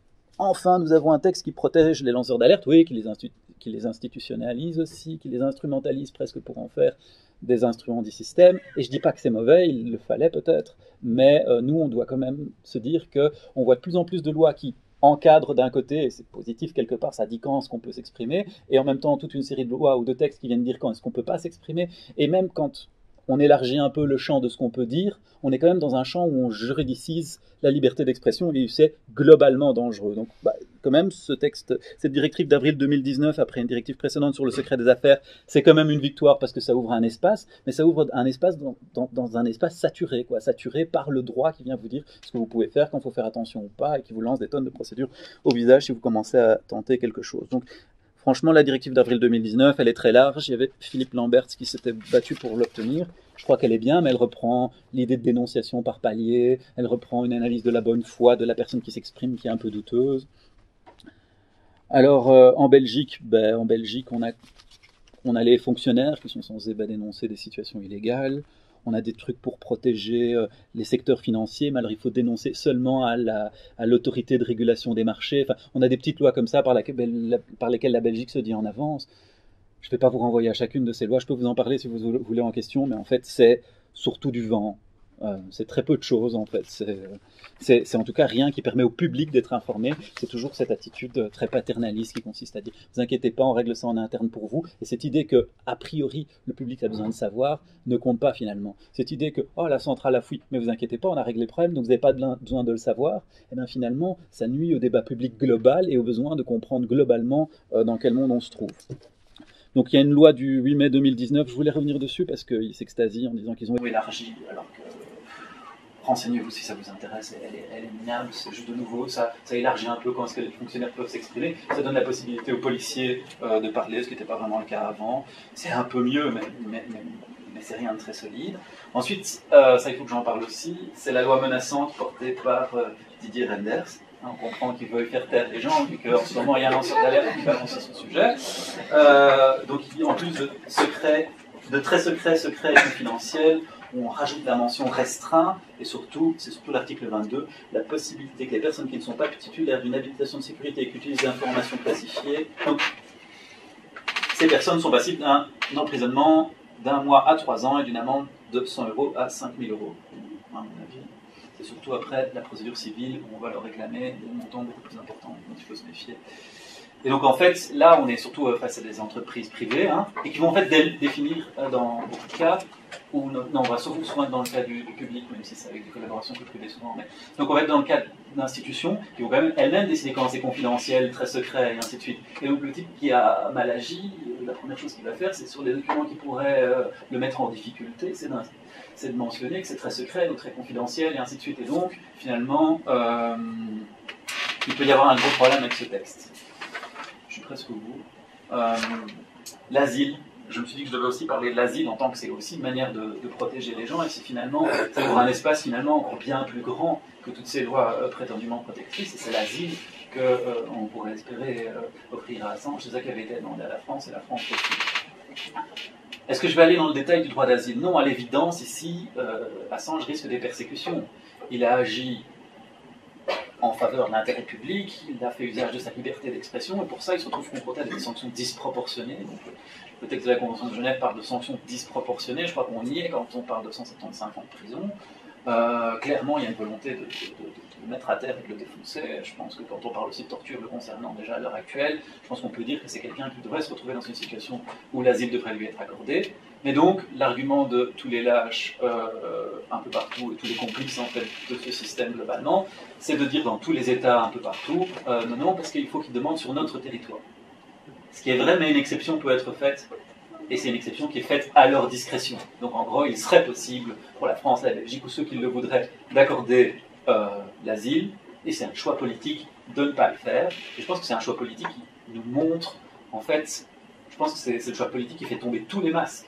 C'est-à-dire quand quelqu'un agit d'une manière qui est de manière assez flagrante, juste pour la majorité d'entre nous, mais la majorité du public aussi, et qu'on le sait, on voit qu'au-delà d'un certain niveau d'enjeu, les garde-fous juridiques, les garde-fous médiatiques et les règles de droit, finalement, s'effondrent et qu'il y a une volonté d'agir mal et finalement nous le dire. Qu'au-delà d'un certain niveau, la morale n'existe plus. Et je pense que c'est très apparent dans ce cas-ci. Encore un peu d'actualité alors. Est-ce qu'on peut filmer les photographier les policiers en intervention? Je dois quand même le dire parce que 3 octobre, c'était il y a 2 jours, je Aujourd'hui après-midi. Aujourd'hui, On passe aujourd'hui. Donc, c'était aujourd'hui qu'il y avait les organisateurs de l'expo photo Don't Shoot, collectif Krasny, Ligue des droits de l'homme et tout ça, et ils se retrouvent poursuivis par la zone de Bruxelles pour avoir montré les visages des policiers. Donc, la jurisprudence de la Cour, c'était d'habitude, quand vous voulez montrer globalement une intervention, c'est vrai que si vous êtes en train de photographier un policier dans son intervention, en ne photographiant que lui, en vous acharnant dessus, il y a une volonté d'atteindre à son image. Si vous photographiez globalement des opérations de police, comme c'est nécessaire à l'avancée de la liberté d'expression, à la critique du travail policier aussi, qui sont donc nécessaires dans une démocratie, normalement c'est accepté. Il y a une volonté de faire basculer cette logique-là, puisque donc des associations sont attaquées pour avoir fait une expo photo sur la répression policière. Il y a en Espagne la loi Bayon qui permet d'imposer jusqu'à 30 000 € l'utilisation non autorisée d'images ou de données personnelles ou professionnelles d'autorités ou de membres de forces de l'ordre et d'organismes de sécurité. On sait aussi qu'ils ont trouvé un moyen de faire porter aux organisateurs de manifestations la responsabilité de toute la manifestation. Et de nouveau, la Cour européenne des droits de l'homme n'y a rien trouvé à redire. Donc ceux qui espèrent que c'est le droit qui va venir nous sauver, c'est mort. Le droit, ça peut être un instrument si on l'utilise comme un prétexte pour mener le combat. Si on compte sur les juges eux-mêmes pour nous sauver du trou dans lequel on est en train de tomber, où la démocratie décline, on est très mal barré. Donc il y a aussi, et ça je pense que c'est aussi important de l'avoir dit, donc cette directive du Parlement de 2016 qui a été transposée en droit belge le 30 juillet 2018 par une loi pour protéger le secret des affaires, et là c'est la foire complète. Dès qu'il y a un intérêt financier pour l'entreprise à protéger quelque chose, elle a le droit de le protéger, même s'il n'y a pas de brevet dessus ou quoi. Et si la personne en parle, eh ben, elle peut l'attaquer, et alors elle attaquera pour le préjudice à son image qu'elle chiffrera à 60 milliards d'euros, et la personne en question se retrouvera devant les tribunaux pour 15 ans, et toute sa vie sera par terre. Donc, on voit bien la situation à laquelle on se trouve. Donc, je le dis, l'attitude de quelqu'un qui désobéit comme Julien Assange, c'est de désacraliser la loi, de désacraliser le système et de dire que c'est à nous de juger. C'est ce qu'il fait finalement en nous donnant les sources des informations qu'il donne. Et donc, je pense que jamais on devra accepter qu'un juge décide pour nous de ce qu'on trouve normal dans cette situation-ci. Je pense que... J'en finis. Je pense que quand il y a des casseurs en manif, on entend beaucoup dans les milieux militants qu'en fait c'est des flics qui s'étaient déguisés. Et c'est parfois vrai, mais pour avoir vu la situation sous tous les angles et pour avoir beaucoup bossé dessus, parfois c'est pas vrai non plus, parfois c'est juste des casseurs qui cassent et qui cassent bien, parfois ils détruisent une banque, c'est pas moi qui vais pleurer.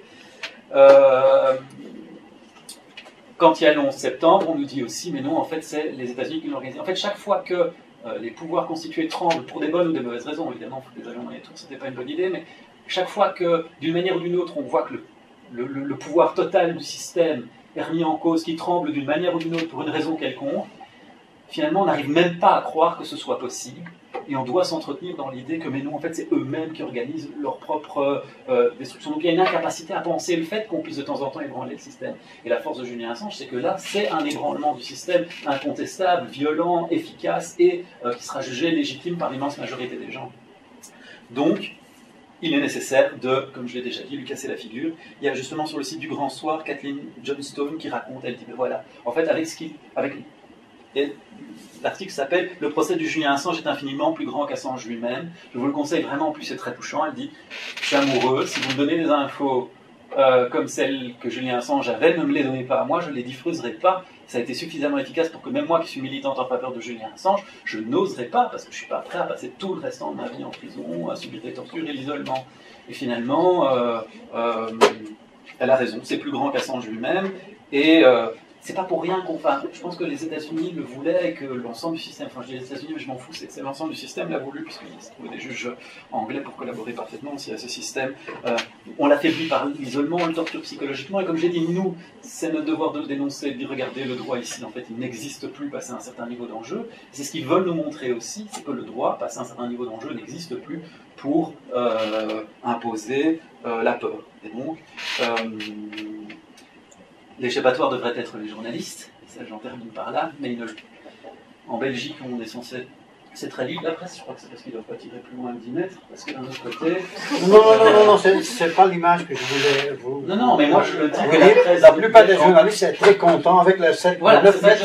Exactement. Donc ils se sentent jamais enchaînés. Exactement, c'est ça que je voulais dire aussi. Je pense que de temps en temps ils sentent un petit peu les limites. Très concrètement, en tant qu'avocat, dans le procès Sabena, j'ai fait une série d'interviews vraiment considérables sur le fait que... Donc, Sabena, on essaie de nous faire croire que c'était un petit problème. C'est les Suisses qui nous ont pompé, c'est pas du tout... Sabena. Voilà, j'aurais beaucoup de choses à en dire, mais ce qui est intéressant, par exemple, c'est qu'il y avait AXA Luxembourg qui avait organisé tout un système de blanchiment, et c'est ça qui a permis tout le reste. Et quand je disais qu'AXA Luxembourg, c'était la multinationale du blanchiment, et que j'étais prêt à signer un papier au journaliste comme quoi, moi je l'assumerais, donc que lui, politiquement et juridiquement, ne soutiendrait pas en assumer les conséquences, que c'était juste une interview de moi, qu'il était content d'avoir son petit scoop, elle rentrait, et jamais ça a été publié. Il y a une journaliste qui est venue 3 matinées à mon cabinet pour avoir tout le compte-rendu et pour avoir les preuves de ces éléments-là. Jamais sa rédaction n'a accepté que ça passe. Et actuellement, je crois savoir que il y a quelqu'un qui a beaucoup de choses à dire sur Renders. Son avocat, il donne des conférences, surtout il parle à la presse très régulièrement. La presse est très contente d'avoir ces informations-là, et puis quelques temps après, il téléphone pour dire finalement, en rédaction, ça ne s'est pas passé. Donc, avec le système, voilà, il y a plein de raisons différentes. Il y a ceux qui sont... c'est des raisons économiques qui les tiennent, il y en a d'autres, c'est parce que c'est une série de partis qui en fait gèrent les organismes publics, mais donc oui, effectivement, Julian Assange est un journaliste et les autres qui ne le sont pas en fait. Voilà, je vais en terminer là, j'ai beaucoup de choses. Je peux... Oui, je ne suis pas du tout juriste.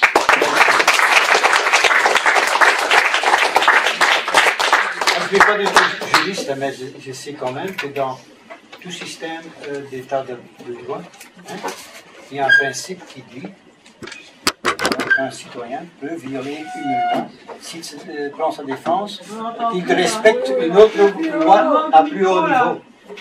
Ça s'appelle l'état de nécessité. Donc c'est la situation où quelqu'un peut ne pas respecter un texte de loi parce qu'il se trouve dans la nécessité de respecter une règle plus forte. Mais de nouveau, c'est comme la désobéissance. C'est-à-dire, récemment, il y a eu une bonne décision de justice en France qui a dit que ceux qui décrochaient les portraits de Macron avaient raison de le faire. C'est une très très belle décision, sans doute par un juge qui, lui, était un peu plus... Enfin, était prêt à faire un peu bouger les lignes et ainsi de suite.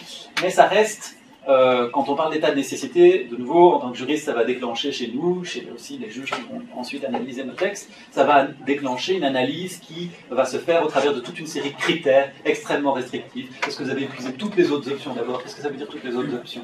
Ça veut dire qu'on devait faire quoi? Qu'on devait faire 20 ans de manif et de militance avant d'avoir le droit de dénoncer le TTIP, et après il serait passé, et puis ce sera trop tard.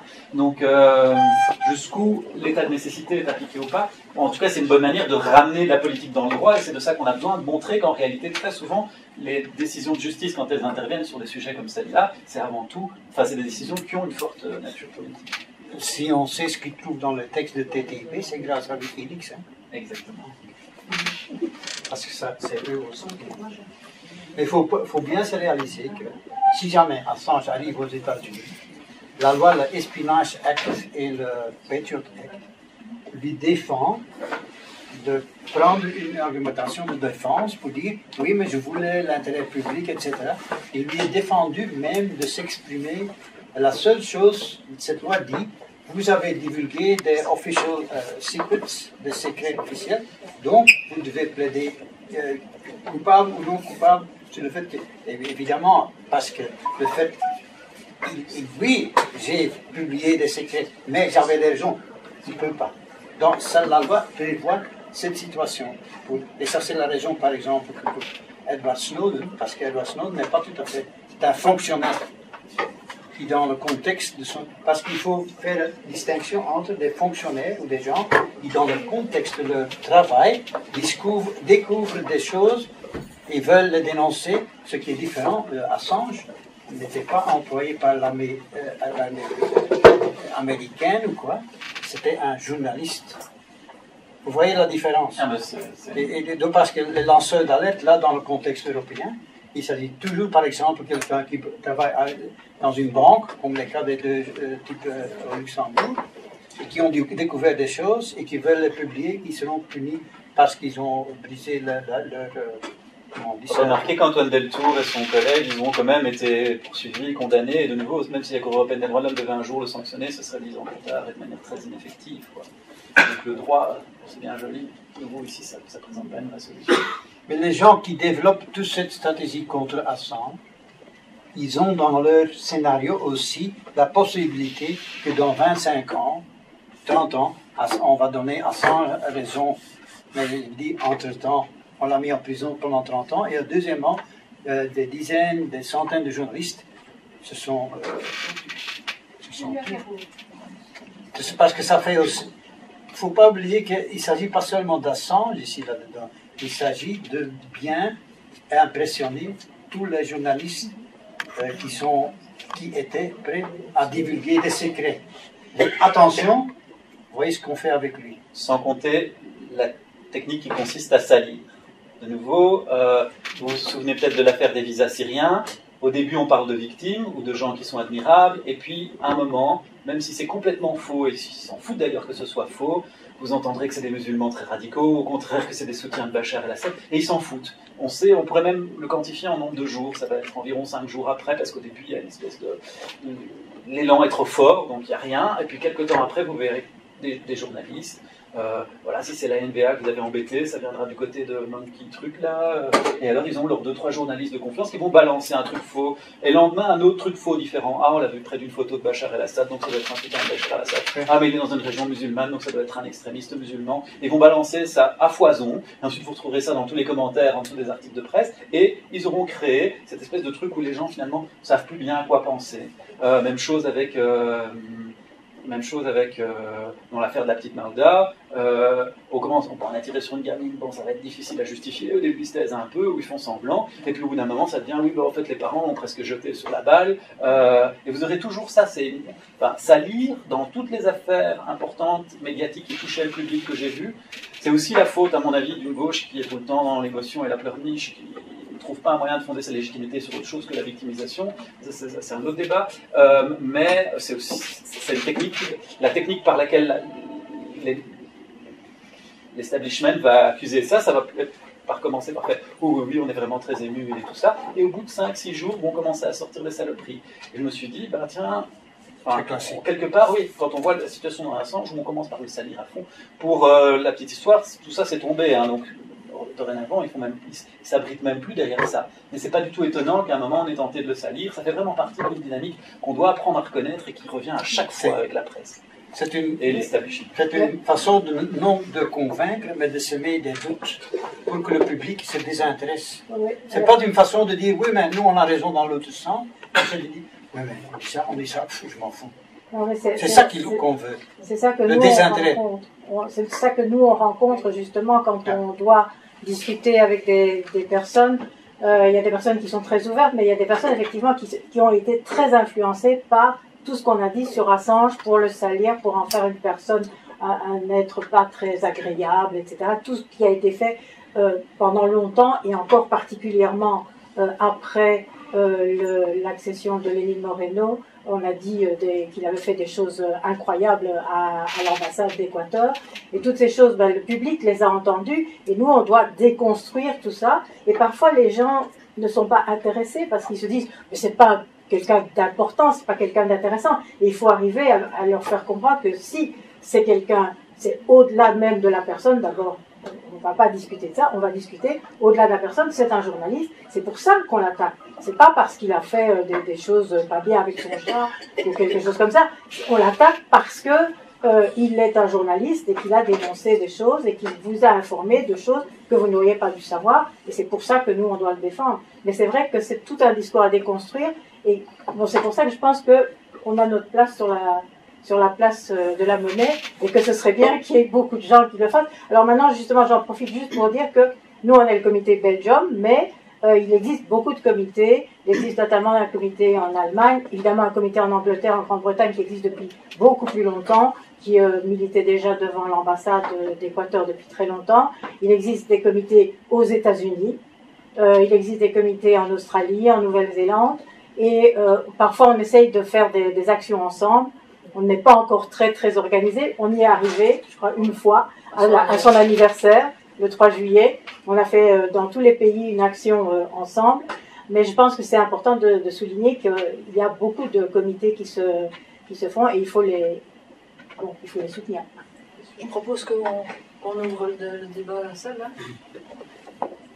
Bonjour. J'ai deux questions pour monsieur le journaliste et une question pour monsieur l'avocat. Plus fort. Je peux en faire une par une. Non, plus fort. La première question concerne Julian Assange. Et j'entends souvent des critiques de la part de journalistes du Monde ou de Guardian du travail de Julian Assange. La critique est la suivante, c'est par exemple, lorsqu'il publie des leaks sur Wikileaks, il ne censure pas le nom de personnes qui ont collaboré, par exemple des Afghans qui auraient collaboré avec les services américains et qui ensuite sont probablement morts ou torturés par les services afghans.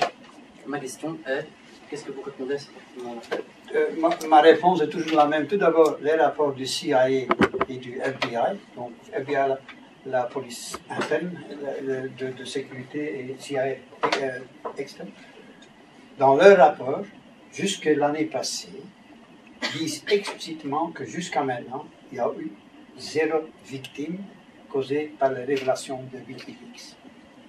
Leur discours est plutôt que la politique étrangère des États-Unis a été heurtée, comment on dit ça, mais ils ne disent pas. Ça, tout d'abord ça. Deuxièmement, j'ai mentionné le journaliste du Guardian, Luke Harding. C'était au début, lui, qui était la liaison entre le Guardian et Assange, quand il pouvait encore entrer en rédaction. C'est avec eux, ce groupe de journalistes où Luke Harding faisait partie, qui disait on va bien faire rédaction pour que personne ait de temps. C'est Luke Harding qui, dans un article à lui, qu'il a reproduit dans son premier livre, qui a publié le mot de passe pour tous les documents de Wikileaks à ce moment-là. Et c'est après que le même journaliste a dénoncé Assange pour avoir publié des documents. Et le Guardian n'a jamais rectifié. Jamais rectifié. C'est aussi le Guardian qui dit que Paul Manafort, c'était le chef de campagne de Trump, avait rencontré Assange dans l'ambassade 3 fois. Après, on a pu prouver que ça ne s'est jamais produit et le Guardian n'a toujours pas rectifié cet article. Et c'était aussi Luke Harding. C'est un type vraiment vicieux, qui gagne beaucoup d'argent avec les bouquins qu'il vend sur le sujet, qui est promu, il y a comment on dit ça, une critique de livre, comment on dit ça, on met des critiques favorables à son livre partout, dans tous les autres par exemple. C'est ça la situation comme elle est. Il faut se réaliser qu'on ne bat pas avec les mêmes armes. Mais en même temps, je dois vous dire que même ces petites actions, comme vous les faites, comme nous ensemble, imaginez-vous un monde où ceci n'existait pas. Assange serait déjà aux États-Unis. Vous voyez, c'est seulement, il ne faut pas sous-estimer le rôle important de ce que vous faites. Il y a un historien qui est mort maintenant il y a quelques années, américain, qui s'appelle Howard Zinn, Z-I-N-N, qui a dit « La lutte sociale a toujours du sens. On ne va pas toujours voir les résultats, mais l'histoire vous prouve que ça a du sens. Ça ne veut pas dire que moi je vous garantis que vous allez avoir du succès pour Assange, mais il faut travailler, il faut s'engager, comme quoi vous attendez le résultat que vous voulez à la fin. Parce que sinon, vous limitez vos énergies et vous diminuez votre impact. Cet impact est beaucoup plus considérable que vous l'estimez. Il y a une raison pourquoi vous ne venez jamais dans les grands médias. Parce que vous émettez le mauvais message, évidemment. Mais en même temps, tous les sondages sérieux qui sont faits par les Italiens à long terme, parce que ce genre de nana, par exemple, cette parade des politiciens plus populaires, etc. Mais les sondages sérieux, on constate que le public en général a moins de confiance dans les journalistes et les médias que dans les politiciens. Et la confiance pour les politiciens n'est pas énorme. C'est encore moins. Quel est le drame? Que les gens ne font pas confiance aux médias, mais ça ne veut pas dire qu'ils vont se tourner, par exemple, vers nous. Ils vont se tourner vers le désintérêt, vers les populistes de droite qui disent oui, mais on va régler ça, etc. Ça, c'est la tragédie. Mais, vous savez, j'ai 66 ans. Une une des seuls avantages de vieillir, c'est qu'on a une expérience de vie. Hein. Et moi, je vous dis, il faut jamais désespérer. Il faut toujours être prêt à attendre l'inattendu. Et dans le cas d'Assange, par exemple, une des choses que je sais que les cours de justice britanniques, même qui sont la Grande-Bretagne qui est vraiment, hein, avec les États-Unis, surtout avec le mouvement, mais quand il y a un danger, par exemple, de peine de mort, n'extradite pas,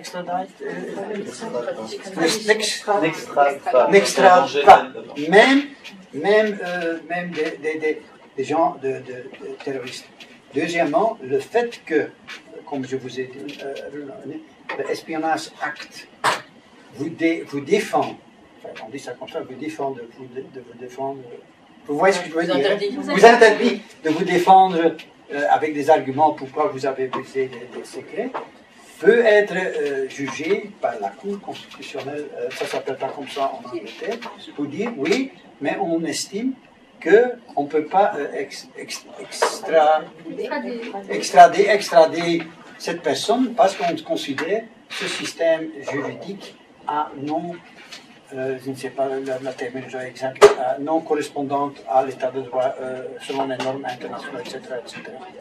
Mais donc, il ne faut pas oublier le procès sur son extradition commencera en février. Et ça va prendre des années. 4-5 années au minimum. Et entre-temps, il faut continuer. Et heureusement, en Grande-Bretagne, ces avocats peuvent exprimer les arguments de défense qu'ils ne pourraient pas exprimer aux États-Unis. Ça va vous embêter, donc il faut être... La deuxième question déjà. Durant votre présentation, vous êtes défini comme journaliste progressiste. Oui. J'entends beaucoup ce mot de la part de beaucoup de bouches et je voulais savoir, en fait, qu'est-ce qui différencie votre progressisme de celui d'Emmanuel Macron, par exemple?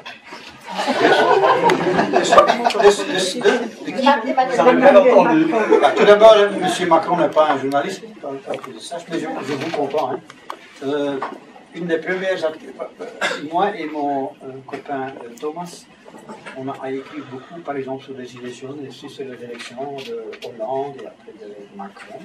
Le premier article que j'ai écrit sur Macron, qui était basé sur des articles des médias en France, mais des médias alternatifs aussi. Je ne me souviens plus des noms, mais qui sont d'ailleurs souvent très actifs. Pour dénoncer toute son image de nouvelle idée européenne et tout ça. C'est un Uber néolibéral. Ça se dit comme ça, Uber Super. Aussi, les taxis, Super néolibéral. Uber, ce mot veut dire Ah oui. en plus Uber néolibéral. C'est un faux. Moi qui suis à Progress Lawyers Network, je dois dire que je n'assume pas du tout le Progress. Donc, dans les années 70, on croyait à un progrès social qui viendrait presque de manière naturelle, comme porté par l'histoire. Et donc, pendant un certain temps, progressiste, ça voulait dire qui va dans le sens de mesures de gauche, et ainsi de suite. Et nous, on est les héritiers de ça, on faisant encore appel à ce mot, mais on sait depuis longtemps maintenant qu'il n'y a pas un sens à l'histoire, que le progrès ne va pas forcément dans le bon sens. Et donc, qui est le conseiller administratif à l'époque, qui, pour le ministre de l'époque, a écrit la loi travail de Sarkozy, qui est l'auteur vraiment. Ben, vous l'avez déjà nommé. Emmanuel Macron. C'est l'auteur de la loi travail. Vous la connaissez, la loi travail de la France? Vous la connaissez? Grégory. Voilà. C'est en réponse à la question aussi. Ce bouquin a été écrit par Juan Branco et quand on le lit, on sait qui est Macron. C'est assez intéressant. Il dénonce super bien le monde journalistique et l'incapacité dans laquelle les journalistes actuels de mass médias se sont enferrés et pour la raison pour laquelle ils ne disent rien de ce qui est. Et quand ils disent, ils le disent à l'envers de l'intérêt commun. Une troisième question, et puis je passerai à la troisième question. C'est plus une question de droit. En fait, Y a-t-il une différence dans le droit entre un lanceur d'alerte classique, un employé par exemple d'une banque ou un fonctionnaire d'un service de renseignement, avec quelqu'un d'externe par exemple qui s'introduirait dans le système d'information en hacker et qui par exemple prendrait les données et les publierait ensuite? Est-ce qu'il y a une défense pour ce genre de personnes-là en fait? Attends, je vais... Il y a eu des distinctions qui ont été faites, puis supprimées, puis... Donc... je ne sais plus où on en était avec le dernier. Donc, au sens du droit belge, il n'y a pas de protection suffisante. Enfin, la protection concerne vraiment des informations obtenues par quelqu'un dans le cadre de son emploi. Par contre, au sens du texte européen, il y a quand même l'idée, on parle de toute personne soucieuse qui tire la sonnette d'alarme afin de faire cesser des agissements pouvant représenter un risque pour autrui. Ça, c'est la résolution de 2010. La résolution de 2014, oui, donc en fait, les textes actuels ne mettent pas cette limite, mais au travers de l'analyse de ce qu'ils appellent la bonne foi du lanceur d'alerte, ou de celui qui s'exprime, du leaker ou du hacker, et ainsi de suite, le fait que la personne ait eu recours à un délit, par exemple, comme le fait de hacker, ça va très probablement être considéré comme quelque chose qui rend son action illégitime. Et donc il va y avoir l'idée pour la Cour que la personne n'était pas de bonne foi, que les règles qui s'appliquent... En fait, la Cour va l'analyser sous l'angle de la sanction. Elle va dire, est-ce qu'il est normal de sanctionner quelqu'un qui a hacké pour ce hacking? Et elle va dire, globalement, la justification générale qui existe autour du fait de protéger les données et d'empêcher le hacking est acceptable. Et donc, la sanction qui est appliquée à cette personne n'est pas disproportionnée. Et donc, l'atteinte qui est faite à sa liberté d'expression est justifiée. De nouveau, cette mise en balance va permettre des choses dans un sens et va permettre des choses dans l'autre. Peut-être que si tu as hacké en Turquie ou en Roumanie, ça va passer mieux que si tu as hacké en Allemagne. Il y a de la jurisprudence dessus, mais je ne sais pas te faire une réponse. J'en ai vu en plus une jurisprudence sur un hacker, j'ai fait les choses trop vite, donc je ne vais pas l'été, mais il y en a. Mais la campagne contre Assange coïncidait à peu près à la journée mondiale de la liberté de la presse, donc il y avait des éditoriaux dans tous les journaux bien pensants, et soigneusement on évitait d'évoquer le cas Assange. Même le Canard enchaîné, qui prétend être un modèle de journalisme d'investigation, s'est bien gardé, alors qu'il dénonçait le fait que des journalistes en France ont été interrogés par la police pour savoir quelles étaient leurs sources. Le Canard enchaîné a oublié Assange aussi. En Belgique, il y avait un reportage fait par la RTB, qui s'appelle Le Juge, le journaliste, le juge, c'est le juge Garçon, qui défendait Assange, et donc brusquement, ce reportage de la RTB a disparu du site. Donc la question que je me pose, c'est par quel mécanisme il y a un mot d'ordre comme ça parmi les journaux mainstream pour non seulement boycotter, mais attaquer. J'ai vu un débat de journalistes français qui disait, moi, si j'avais été Assange, j'aurais pas fait comme ça, etc. C'était particulièrement vicieux. De là à penser qu'il n'y a pas seulement les instances européennes qui sont concernées, il y a les relations privilégiées. Apparemment, ça n'est pas le cas, mais les relations privilégiées des gouvernements européens avec les États-Unis et aussi l'OTAN. S'imaginer que l'OTAN ne puisse pas faire jouer aussi ce qu'on appelle le secret défense au niveau de tous les pays membres, je pense que c'est là que se trouve le problème. La débandade des journalistes belges se traduit par un silence réprobateur, notamment à l'égard de nos activités qu'ils considèrent comme traditionnellement c'est des petits gauchistes, etc. Donc il y a peu de journalistes qui se sont mouillés. Alors bon, nous avons eu l'occasion de poser la question au président de Amnesty International. On s'est dit quand même que puisque dans leur plateforme il y a bien la défense des lanceurs d'alerte, on a eu comme réponse: il faut attendre un peu, ni pour ni contre, bien au contraire. Donc il y a une abstention totale, et ce mot d'ordre, il est particulièrement particulièrement dangereux. Même chose du côté des avocats. Je ne sais pas si Olivier peut répondre. Qu'est-ce qui se passe parmi les défenseurs des libertés publiques et de la Ligue des droits de l'homme, par exemple?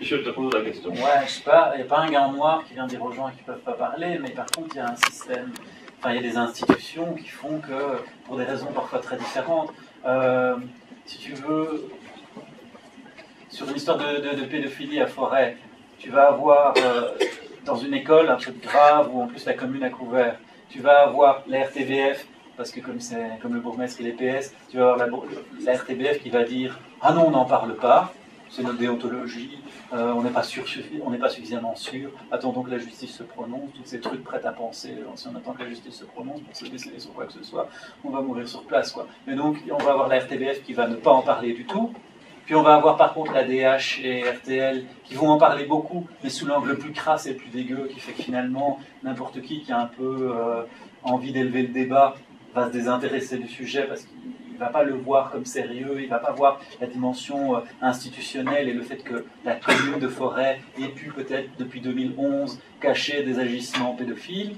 mais ils vont plutôt se dire « Ah, c'est bien dégueulasse », ils vont entrer dans le récit de ce que ce pédophile a fait et très peu se poser la question des responsabilités politiques du bourgmestre, par exemple. Ils vont te dire...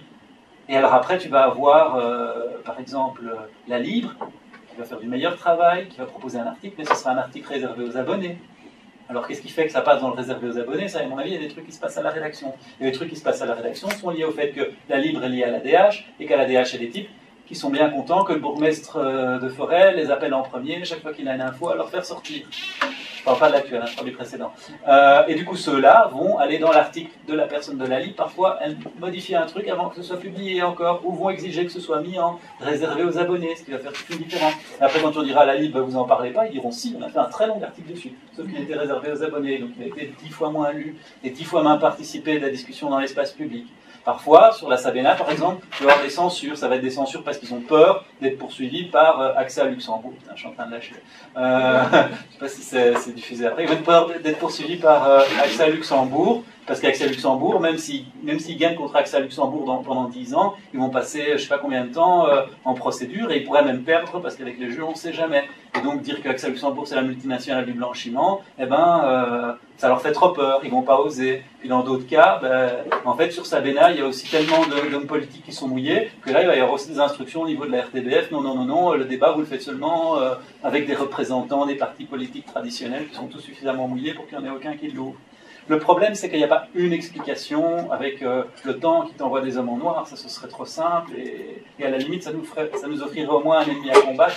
Mais malheureusement, c'est plus un truc où il y a des institutions qui vont toutes se compléter, s'entendre, et puis des journalistes qui vont faire du journalisme de connivence, qui travaillent dans l'urgence, donc ils se contentent finalement de relayer ce qu'on leur donne. Quand ils ont un scoop, c'est en fait un homme politique qui veut en torpiller un autre, et c'est pas vraiment un travail d'investigation. Enfin, je sais pas, tout ça c'est ce que je peux te dire. Après, nous, parfois on a des trucs où on se dit ça va sortir, et puis on constate que ça sort pas. Est-ce qu'on sait pourquoi? Non, moi je suis pas dans leur rédaction pour savoir pourquoi actuellement les trucs que le lanceur d'alerte a à dire sur Rendex ne sortent pas. Demande à ce soir, il ne sera pas non plus, il en parle tout le temps, il fait des conférences de presse dessus, il reçoit plein de journalistes et après les journalistes ne publient pas. Pourquoi? Je ne sais pas te dire. Il y a des fois on ne sait pas le dire, quoi. Puis il y a des fois aussi c'est que l'espace public est tellement saturé par l'État n'a pas vocation à diriger une banque quand on parle de Dexia, ou c'est la faute des Suisses dans le cas de Sabena, qu'après tenir une autre parole, il faudrait 2 heures pour déconstruire ça et l'expliquer, parce que les gens ont entendu tellement un mantra que même si de temps en temps on te donne la parole pour dire autre chose pendant 10 minutes, en fait, ta parole ne peut pas être entendue parce que le temps médiatique il est tellement court, tu vas te retrouver dans un débat et essayer d'hurler une phrase plus forte que l'autre, mais l'autre, sa phrase, elle se réfère à un truc qu'on a déjà martelé dans l'esprit du public, donc qui est déjà acquis, qui fait référence à toutes sortes d'articles ou d'autres choses que les gens ont pu trouver auparavant. Alors que toi tu dis une phrase genre, mais en fait, si les syndicats avaient été écoutés, la Sabena n'aurait pas été en faillite, il y a tout le monde qui se regarde en rigolant, alors que c'est vrai, je peux te le prouver, mais il me faut 3 heures. Et je les ai pas, et jamais les médias me le donneront. Et alors, il y a ceci de particulier dans l'histoire de la presse belge, il n'y a jamais eu de procès de presse, parce que c'est normalement la cour d'assises qui réglerait la question. Ça n'est jamais arrivé depuis la fondation de la Belgique.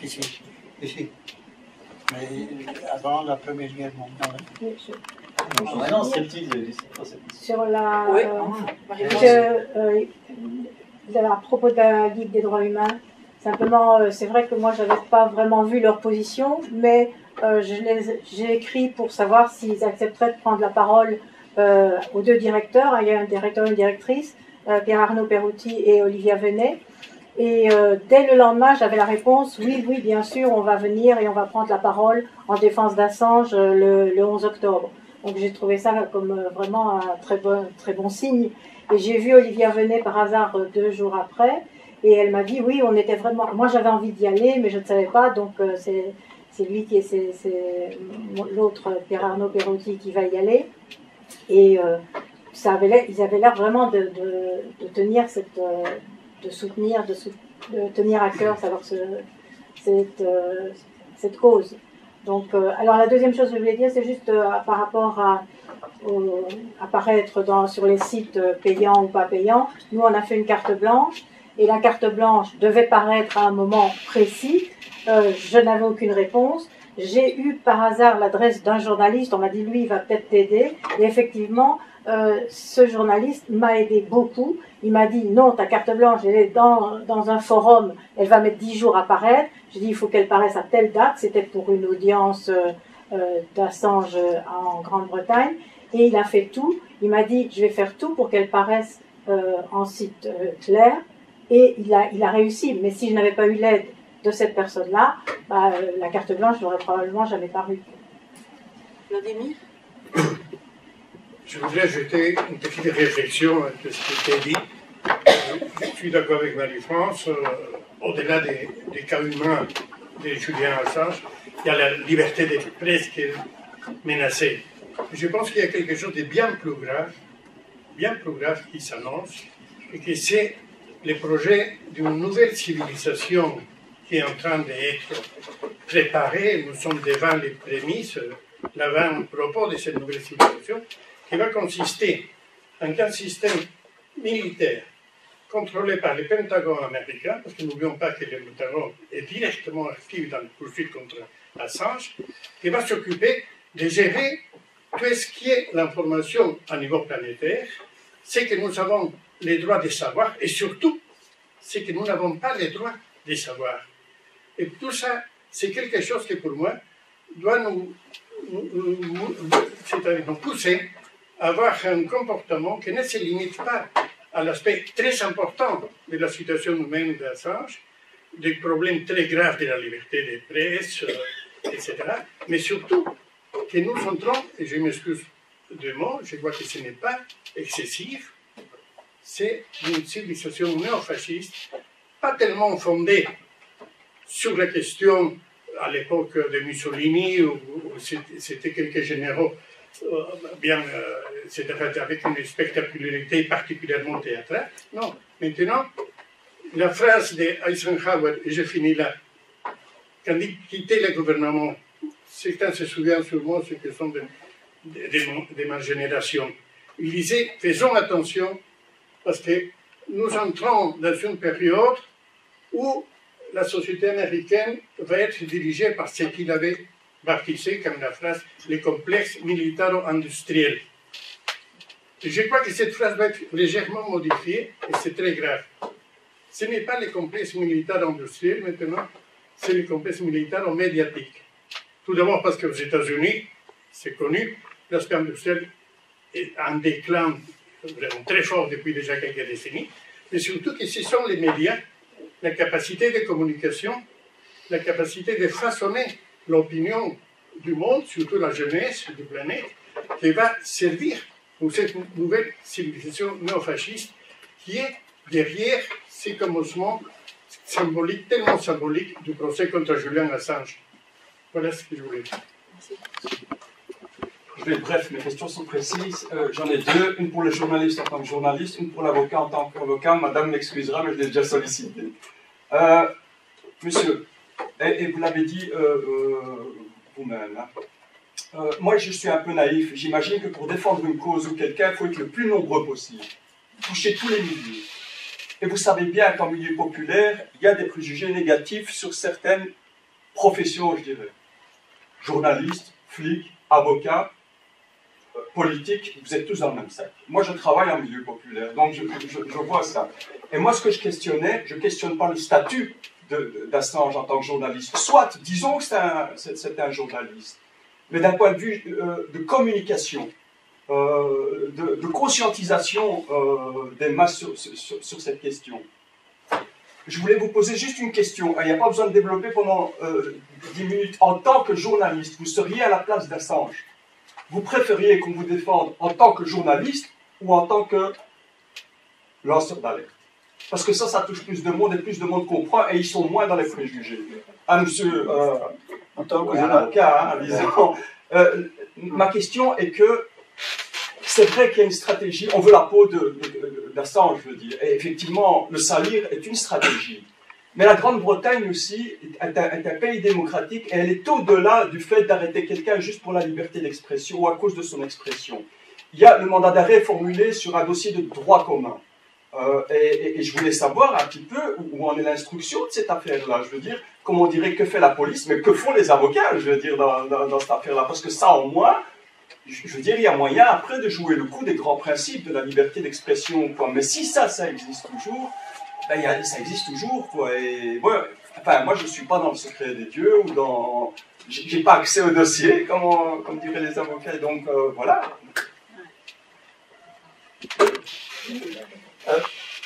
Moi, j'estime que c'est à Assange lui-même de prendre cette décision. Est-ce qu'il veut être défendu comme journaliste ou comme lanceur? C'est vrai.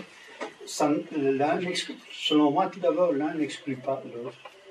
Mais en tout cas, si jamais Assange pourrait se prononcer publiquement là-dessus, c'est sa position qu'il va défendre en tant que journaliste.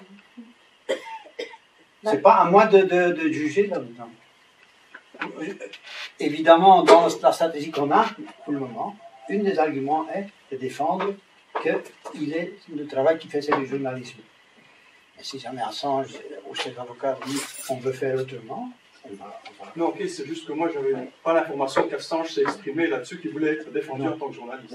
Mais il s'est exprimé. Il y a ses avocats, effectivement, notamment son avocate, j'ai oublié son nom, australienne, s'exprime en expliquant toujours qu'elle veut le défendre et qu'il faut faire comprendre que c'est un journaliste.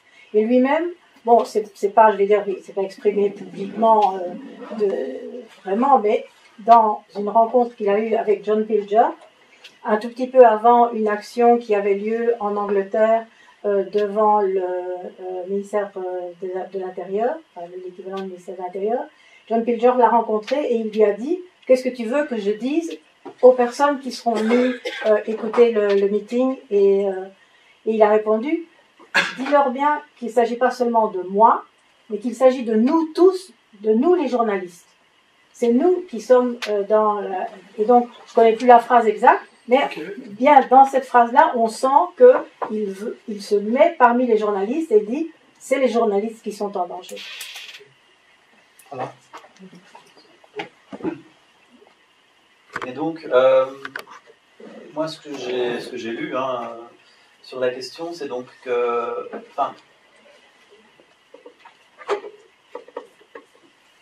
Ce que j'ai lu pas du dossier, mais donc des articles qui étaient publiés sur le dossier indiquaient que donc c'était au moment où il y avait 200 diplomates qui avaient été mis par les États-Unis sur la question de Wikileaks et de détruire Wikileaks, que deux femmes qui avaient eu des relations avec Assange beaucoup plus tôt ont lancé une procédure contre lui qui visait pas vraiment à dire que c'était un viol, mais à obtenir un test ADN de sa part parce qu'ils avaient eu une relation sans préservatif. Cette affaire-là, elle est prescrite, la justice suédoise ne demande plus rien, donc personne ne peut prétendre qu'on le détient sur base de ça.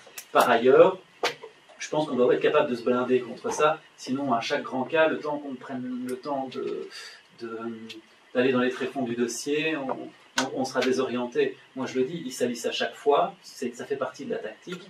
Moi je refuse de me laisser entraîner là-dessus ou de dire j'ai pas vu le dossier ou ces éléments-là. Est-ce que je pense qu'il est poursuivi avant tout pour avoir fait Wikileaks et diffusé tout ce qu'il a diffusé par le biais de Wikileaks? Oui, j'en suis absolument certain. Au-delà de ça, les autres considérations, je refuse de me laisser entraîner dedans. Alors après, en fait, pour échapper à ces poursuites-là, il a violé sa conditionnelle. en Angleterre, et du coup après il était poursuivi en Angleterre. Le motif pour le garder, c'était qu'on voulait le condamner pour avoir violé la conditionnelle à propos de quelque chose à propos duquel dorénavant on ne peut pas le juger. Puis maintenant le délai à propos de cette conditionnelle est passé, et donc il n'est plus détenu qu'en vue d'être extradé vers les États-Unis pour l'application de la loi sur l'espionnage. Donc quand bien même on se serait laissé retarder par tout le blabla et l'arsenal médiatique qui a été mis à ce niveau-là, on devrait considérer que tout ça, c'est plus dans le champ de ce qui compte, et que dorénavant, il n'est plus que détenu en vue d'une extradition, rien ne lui est reproché en Suède, rien ne lui est reproché en Angleterre, dorénavant. Mais quand bien même ce serait le cas, je ne m'arrêterai pas à ça, parce que à force d'être confronté à cette stratégie de manière systématique, je refuse de me laisser désorienter par les phrases du genre « on laissera la justice décider » ou « j'ai pas vu le dossier ». J'estime qu'en tant que citoyen, ou en tant que même pas de citoyen, en tant que personne, on se doit d'avoir une opinion qui est la nôtre et de ne pas attendre que les juges aient un avis à notre place. Oui, par contre, concernant sa défense, il préparait sa défense sur la question justement de l'attaque contre le journaliste qu'il était. Il la préparait de longue date à l'ambassade d'Équateur, et où il avait des rencontres avec ses avocats assez régulièrement. Mais quand il a été arrêté violemment, ses affaires sont restées là. Et après, le directeur de Wikileaks est allé à l'ambassade pour récupérer ses affaires. Mais on ne lui a pas donné. Et la semaine suivante, l'Équateur a décidé de prendre ces affaires et de les confier aux États-Unis. Donc ce sont des affaires personnelles, des photos, des vêtements, je ne sais pas, mais ce sont aussi les disques durs de ses ordinateurs, ses téléphones portables et tout ce qui concernait sa défense qui avait été préparé avec ses avocats pendant des années. Tout ça est maintenant dans les mains de ces juges, de ces bourreaux, je vais dire. Donc c'est vraiment une situation très difficile. En plus, depuis qu'il est en prison à Belmarsh, il n'a presque pas le droit de voir ses avocats. Il a quelques heures de visite sociale par mois, mais les heures de visite des avocats sont comprises dedans ou débordent un tout petit peu. Il n'a presque pas le temps de les voir, il n'a presque pas l'occasion de les voir. Maintenant, normalement, avec effectivement l'expiration de ces 20 semaines, ou je ne sais pas, enfin depuis le 20 septembre, normalement, il n'est plus en prison que pour, enfin, entre guillemets, justement cette question de l'extradition. Et normalement, il aurait pu être libéré. Une juge a décidé qu'il ne le serait pas, avant même que les avocats aient pu le demander. Mais normalement, ces conditions d'incarcération devraient être allégées. Et normalement, il devrait avoir plus de droits de visite et surtout un accès à ses avocats qui serait illimité. Et un accès limité à Internet. Mais ça, je ne sais pas où ça en est. Mais là, peut-être qu'il y aura un peu plus de possibilités de préparer la défense. Mais pour le moment, il est vraiment sans défense. Et d'ailleurs, il demande, il dit, vous qui êtes à l'extérieur, il faut que vous soyez ma voix, il faut que vous soyez ma défense, parce que moi, ici, je suis dans le noir. Oui, mais en même temps, on expliquait qu'il n'y avait pas d'accusation non plus. Voilà, et en plus, l'extradition était faite en vue de demander des explications à Assange. Le but, c'était il y avait une demande d'extradition en vue de l'auditionner, et il a dit, si vous voulez m'auditionner, je suis disponible, envoyez-moi vos questions, je vous y répondrai, je peux vous répondre par Skype, et ainsi de suite. Il n'y a pas de bonne volonté en face, un examen suffisant du dossier le montre, mais voilà. Oui, quand on creuse, et c'est important de creuser, mais chacun peut creuser individuellement et se rendre compte que derrière tout ça, il y a aussi le FMI qui avance beaucoup d'argent à l'Équateur au moment où justement, en une fois, il décide de retirer l'asile à Assange, alors que ça, à nouveau, il n'y a aucune base légale sérieuse pour retirer l'asile à Assange, c'est même une violation de toutes les conventions internationales. Enfin, on voit quand on analyse le droit d'un peu près qu'en réalité, il n'y a plus aucune bonne foi derrière tout ça, derrière l'attitude des juges dans ces différentes procédures. Et donc, je pense que ça doit nous pousser à nous distancier de ça. Mais c'est vrai que c'est l'expérience qui nous l'apprend. On doit d'abord avoir ce travail de rigueur, pas se laisser démonter par ce genre d'arguments. Dans toutes les causes dans lesquelles on va s'investir, on doit avoir ce travail de rigueur. Mais une fois qu'on l'a eu, on doit aussi être capable de dire, mais non, cette question-là, elle est derrière nous, et on avance en n'acceptant plus de rentrer dans les détails les plus techniques, ou surtout pas d'attendre que la justice ait tranché cette question. Pour rajouter un élément sur l'importance de la défense d'Assange par rapport à la liberté d'expression et de journalisme de manière plus large, comme Marie-France dit, quand il a été arrêté, tout son matériel personnel a été saisi, a été fourni, offert au service de renseignement américain. Dans la semaine qui a suivi, plusieurs journalistes dignes de ce nom en Australie ont été arrêtés également et perquisitionnés, et leur matériel également a été saisi. Donc c'est vraiment quelque chose qui a un impact très important.